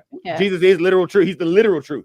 So like we have it, right? But when you start talking about intersectarian arguments, now it's like, nah, my team better than your team. And unfortunately for us, the most popular people in the space aren't exactly the most light-tempered. Well, that's why they're the most popular. That is why. That's what I mean. It's easy to be popular that way. I love Jay Dyer. Popular. If you slag people off, if you swear, if you do the whole drama, attention-seeking bit, that gets you popularity. Like I could do that, And what I was going to say, do it more difficult. If you do it the more difficult way, it's better. It's actually what I was going to say is, and my point is, this is why it's important what your focus is, because you can try to win an argument. I mean, there's arguments I know I could have won by acting like a total donkey, right? I could just go out there and be like, and just yell and like act stupid. Trust me, I can't. I do have the capacity. I'm a veteran and a combat veteran. I can do it. And I believe, especially on the topics that I debate quite often, that I care about. But is that really what we're trying to do? I don't care about winning the argument. Matter of fact, some arguments I leave, or conversations, debates, whichever they are, and people think like, oh my God, he wasn't that good. But really, what did I care about? People knowing Christ crucified and resurrected, being their Lord and Savior, and reading their Bible. That's what I left caring. That's actually what I cared about. Because at the end of the day, you can. If people think I'm a rock, they don't even know me. They have no idea what's around me right now. They don't know what I do for a living. They don't know my credentials. They don't know nothing about me. But they see a dude in a hat and glasses on the internet. That's all they know. But if they leave remembering Christ and that Bible, I won. Even if you think I was a blithering idiot, you were like, man, that guy, what a loser. But they remembered who really mattered. And you know what? It's the difference between someone handing you a glass full of living water and you drinking it down and being really, really satisfied with that cold, lovely water, or someone smashing the glass of water over your head and going, see, I told you. It's like one of those ways is effective and the other one is like not really giving them it in the correct way, Like they're not going to appreciate it in that way. I Yeah, know. Yeah, yeah. I'm not gonna lie. I have a bit of mixed feelings. I feel like there's my opinion and then like there's the objective truth. And I do believe that um when we're called the body of Christ, and the Bible talks about how some parts are more dignified than other parts, and yet nonetheless they're all necessary.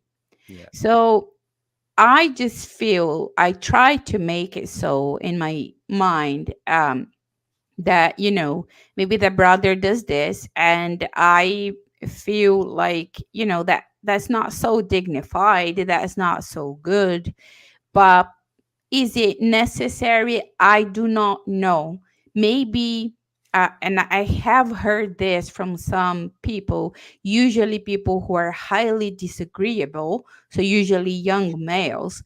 Um, Those be a test tell option. tell Who, me me? that, yeah, tell me something like, it was good that you told me like it was, that aggressive way, exactly just like you did. I needed that. So I feel like I try to put my, you know uh I know how I would be ideally approached and what would be more effective on a person like me. Yeah. But I try to think that, if the spirit's moving. And boy, I can tell you, when Jesus tossed at the words like, "You whitewashed tombs, you brood of vipers, you hypocrites," maybe some Christian would be like, "But Jesus," I can try and imagine this dialogue, but like, Jesus, why did you like Now wait a keep? minute. I love that example. I'm gonna let you finish. But Yeah, who did he call you den of vipers? yeah, I mean, these people deserved it, Well, right? not just that, they were Yeah, the leaders in the religion. right. It wasn't like he He's called like the like the lowest idiot on the street, like you den right, of vipers. Like it didn't work like that. He called the right. leaders the den of The vipers. And so leaders, yeah. yeah. And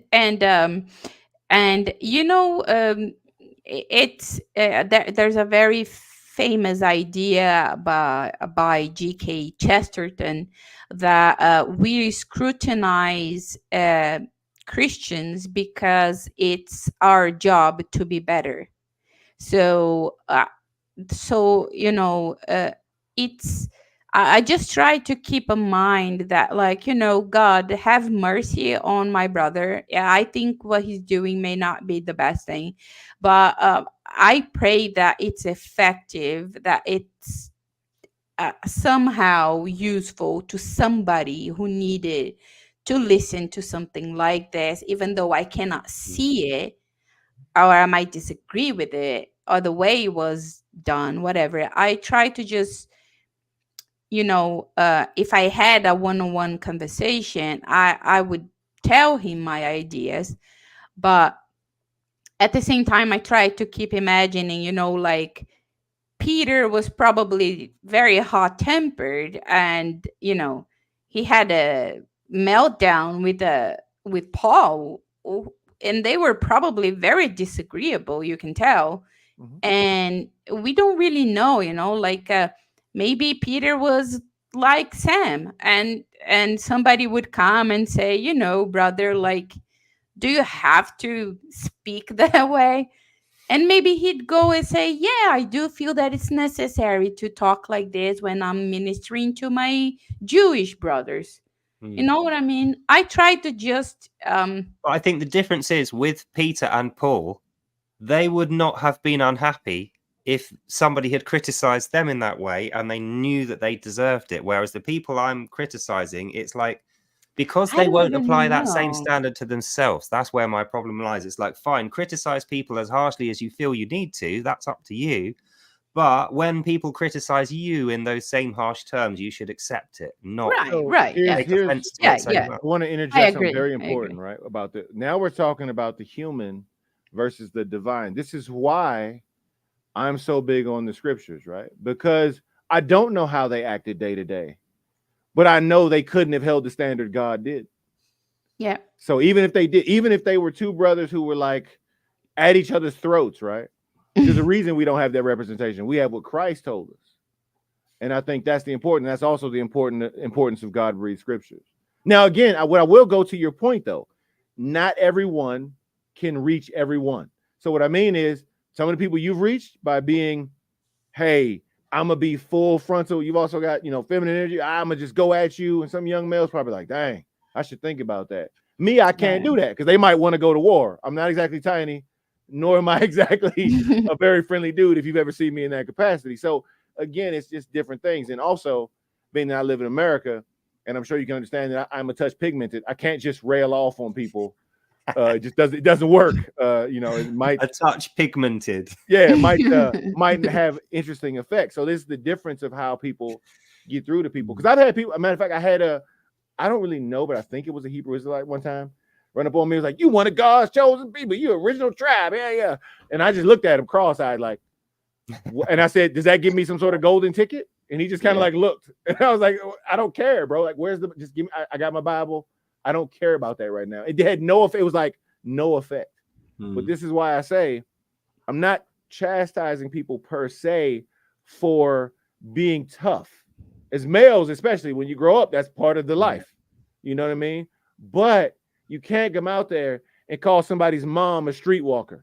And that's the edited version. Yeah, okay? no, There's this a is difference. exactly it. This is, that is almost the first example that I go to, because I think after you've said loads and loads of really true, really meaningful stuff that like nailed the point down, and that's going to last forever. Anyone who sees that is going to think that was great. That was amazing. But then to cap it off by saying your mum's street trash or whatever the thing was, your mum's a street I use the edited version. That's the bit that people are going to remember. And it's like, you don't want people to remember that bit. Yeah. The other bit was better. So if you didn't say that bit, I agree. It's the main chunk of what you said. And especially because I remember watching him. You know what? It's because I wish I had the level of skill that guy has. I really do wish I had the force of communication that guy has.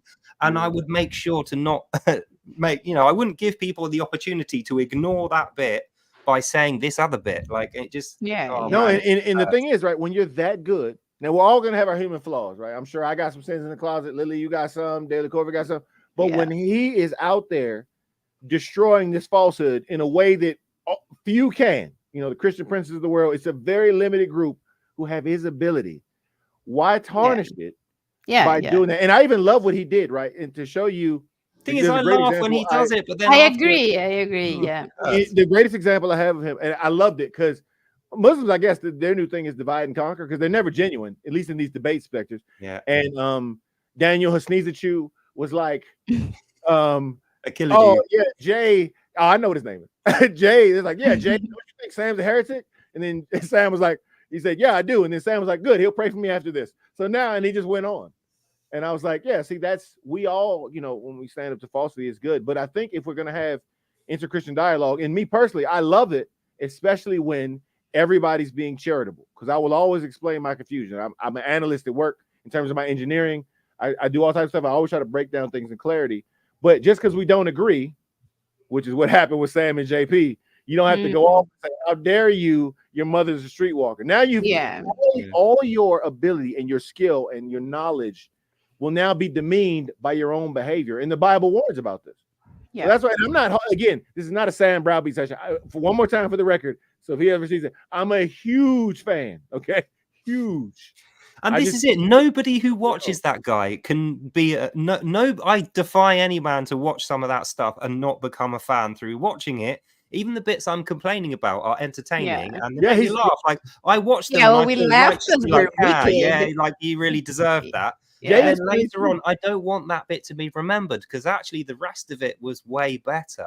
Yeah, that was the attention-seeking bit, and I just feel like it draws attention off the good bit. The video Jay did that I watched earlier, because I got to go in about a minute, but the video Jay did, his intro, and again, we use simple terms for the internet. So as a Protestant, Eric, okay, I thought Jay's intro was amazing. If he ever sees me, that was one of the best intros as a person who's been around all of American churches. I want to give him a high five. Only thing I wanted to ask him about was the Schofield Bible, because I just recently added a Schofield to my collection of Bibles. I have a whole bunch. And I was like, I'll get a Schofield King James too. And when he said it, I was like, do I need to investigate the Schofield? But the rest of the video, Jay, if you ever see it, brother, again, in the circles I've been in, your video was too good. That first minute and 12, whatever. Shout out to you, sir. Just wanted him to hear it from me. And again, maybe next time we'll have some discussions about that video. I thought it was great. I did watch it in all honesty, and I sat down and took it in. I didn't try to do anything, but yeah. And that's why I say these guys are too talented to ever demean it. They're too. Jay was incredible. I was like, Jay, do you know some of these mega church pastors, Jay? Do you hang out with them on the side? Because you're doing some people I've seen, Jay. Oh, and I have this name for all those people too. When he said he's gonna lick the face, I was hurting. So that's why I say I think sometimes we can have some humor, we can have some good fun, we can have all types of things, and we can understand. Now, here's the thing: as a Protestant, I actually didn't take offense to that. I thought what he displayed it was good. I thought was it was incredible, and I thought it was a great lesson. I actually think a lot of Christians really need that. We talk about these hypocrites, open them pages. And that's why I say if it's done in fun, right? And it's like, I can see why they might have a problem with that. Because I have a problem with it, right? But I was like, yeah, and I enjoy that. I think sometimes humor is the way to break through, as long as it's not done crude. And that was, it was really good. I do have to wrap up ahead of my team is playing football tonight. So it's I talked to God and said, look, God, 3 hours. Then my team will be on. So hopefully we can revisit the video though, because Lily, like I said, I was going to say we didn't get time tonight. We've been on for 3 hours. I don't realize it's 1:30 in the morning now, so I have to get to bed fairly soon. Yeah. But what we were going to do, what we'll be doing next time is Lily brought me a really good video by this J dude, which we had a watch of, and we're going to go through that, and we're going to go through each point separately and discuss it and see whether there's anything to be learned from this video. So I think what people normally do is they think, oh, I'm this sect of the church and you're this sect of the church. Let's watch a piece of evidence and then let's argue over who's right about it and decide right now, with no thought put to it, who agrees with me and who is wrong. And we're not going to do that. I think that's worthless. What we're going to do, watch the video, go through each point, discuss it in detail, and then at the end, we're going to say, right, go away and think about it for a bit, because you won't be able to understand it immediately. None of us will. Go away and think about it for a bit, and then we'll do a poll later on. Which one of you learned something from it? Which one of you accepted this? Which one of you didn't accept it? And which one of you needs more time? I think that would be a better way to go about it. And then I think what we'll do, we probably do this once a week regularly, and we'll watch a different video each time. Different bit of evidence will be considered. And by the end of the season, for those of you who like football, by the end of the series, we will have gone through a sufficient amount of evidence to really understand a lot of what the fuss is about, why people avoid looking at this particular piece of evidence or maybe misunderstand it. And through that, we will know the truth. Yeah, and I think having a good discussion is good just for people to see. Like a lot of times, I just like people to see perspectives being so kind of Bible-oriented the way I am. I love to discuss like why I have objections as opposed to saying you're wrong. But I want somebody to understand why I take on the stance that I do. Lily, if you know Jay, because I don't know him like that. Oh, I wish I did. Because I want to know if I can clip that. I want to put that in the clip so bad that first. It's so good, isn't it? Yeah, yeah. But yeah, like I said, I'm gonna wrap up here, guys. Thank you so much again. Hopefully I can do a stream. Yeah, hopefully I can get my hands in the StreamYard here as well. We're all trying to learn it, so hopefully I can do one here soon as well. We can co-stream however that works. But may the grace and peace of our Lord Jesus Christ be with you all always. And I look forward to the next time we can all get together. And again, just to communicate as opposed to trying to war. The last people I had a conversation with, we were discussing the Bible. It inspired my video today. So hopefully we have more conversations. And again, not just to attack people, but at least you can understand my perspective and I can understand you. Amen. God bless you, brother. Thanks for your service, brother. Indeed. Catch y'all next time. See you later. Catch you. God bless you. Peace be with you. Oh, that was a lot of fun. I've got to say, I love doing streams with Hishumbleservant. He is one of the most interesting Christians that I've met since I started doing this work. And I feel like the play between this group is I couldn't have prayed or asked for anything better.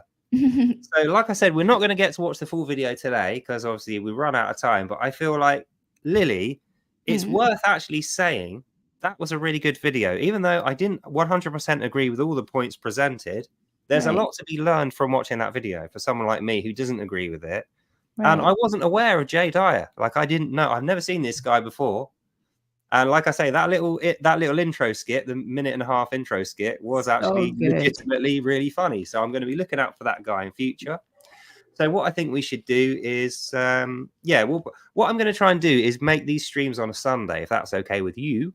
Sure. Yeah. Yeah. Sure. So we'll do a Sunday stream in future every week on a Sunday. Keep in touch through the week as well. And then maybe in future we might have the occasional guest up. Like, I want to avoid. I know it's in vogue, it's trendy. What a lot of channels do is they just have random guests up and they just have them fight and argue and do all the drama stuff. We're not going to be doing that here. We're going to be doing evidence-based studies, looking at what is truth and what is not truth, and we want to link everything back to Jesus and the Bible. So that's what we're going to be doing in future. Right. I And can always get behind that. Like I said, my interest is always in the truth, and I have zero problems changing my mind. Well, I feel like you probably have a lot more of those videos in your collection that you can show. So what I would appreciate if you could do for me, Lily, my dear, if you could make, like, in your head, just make a little list of other videos that we could present. Absolutely. And then just send me them one at a time.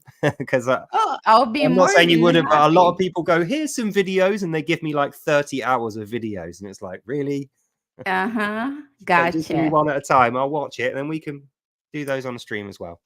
Sure, I'll be more than happy. I will be thrilled to watch other perspectives as well.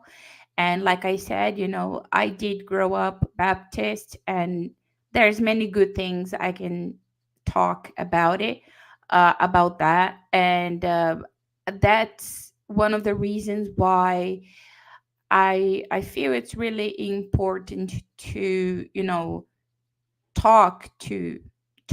just talk and exchange information, and without that thing where you have to convince the person, you have I to hate that. I change. really hate that. Yeah.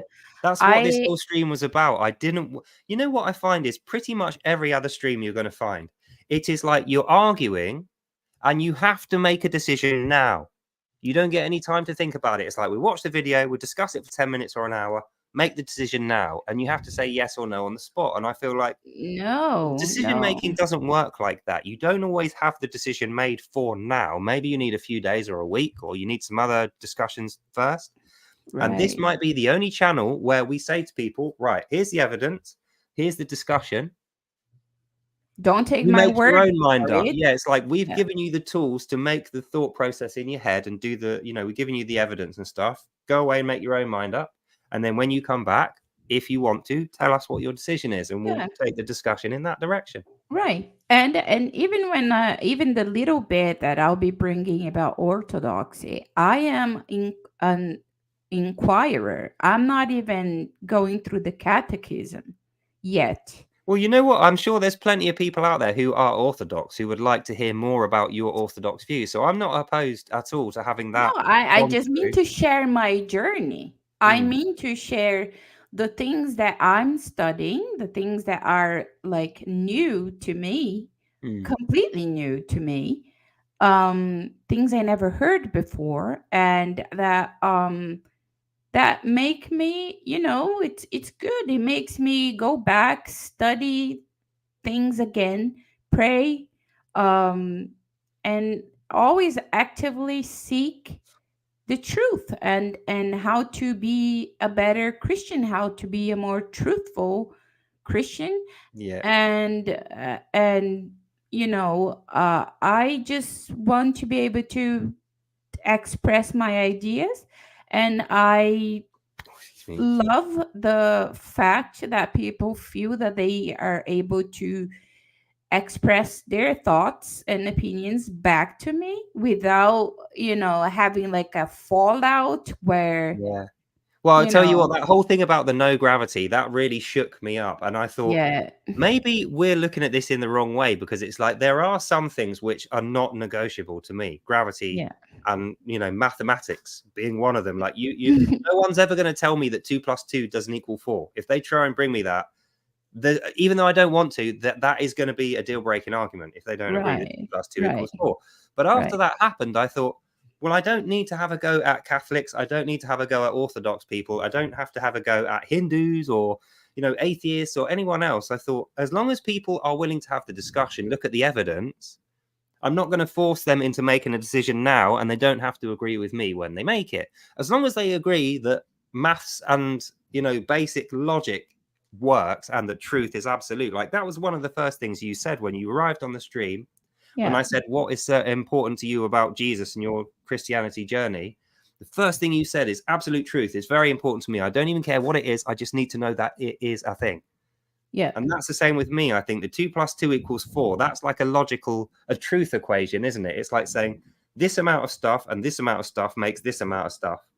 Yeah. And then we know where we are with stuff if we work things out like that. So I think something like that has to be a solid state. You can't negotiate that. But then when you're talking about orthodox doctrines or how you apply prayer or how you would read the Bible or something like that, all that stuff can be discussed. And as long as the end result is that you go to Jesus and you go to your Bible, then it's job done, isn't it? So I think, there's going to be tons of people out there who are Eastern Orthodox who maybe need a bit of encouragement and want to hear what you have to say about that. And I'm absolutely more than happy to have that conversation here on the stream and go into some great detail about it. Yeah. So, Godspeed. May the Lord show his approval by granting us the blessing of unity and of understanding, of wisdom, of love for him, love for his word, and care about how to live it out, how to reach people that need to hear about Jesus. And we're I feel like Christianity we're in this boat together, and either we work together or everybody sinks. That's how I personally try to feel that way. So it always keeps me compassionate about those with whom I disagree without harboring like bad feelings. But at the same time, like, I have to be honest, I have to be truthful. Otherwise, maybe the steering of the boat is gonna go bad and we're gonna hit something, and it's gonna be bad for everybody. So you know what? There's a bit in the Gospel of James which describes how a boat is a big thing with a tiny little steering wheel. By the time. And it's like says specifically, if you relinquish control to Christ, you will not go far wrong. But if you're trying to control a whole big ship in heavy wind and you're ignoring Christ, then the wind is going to control you. And I think that's a direct reference to people coming at you with fierce, not particularly fair arguments and aggressions to try and convince you. That's the heavy wind. And, your boat's going to be turned around by it, isn't it? So if you've got Christ at the wheel, you'll be able to sail into those winds and you'll be able to take on all comers. Yeah, may we be worth it is worth bearing the name of Christ and be called Christians. May we be worthy of this name, and may we do to his pleasing. And in his name I pray. Amen. Amen to that.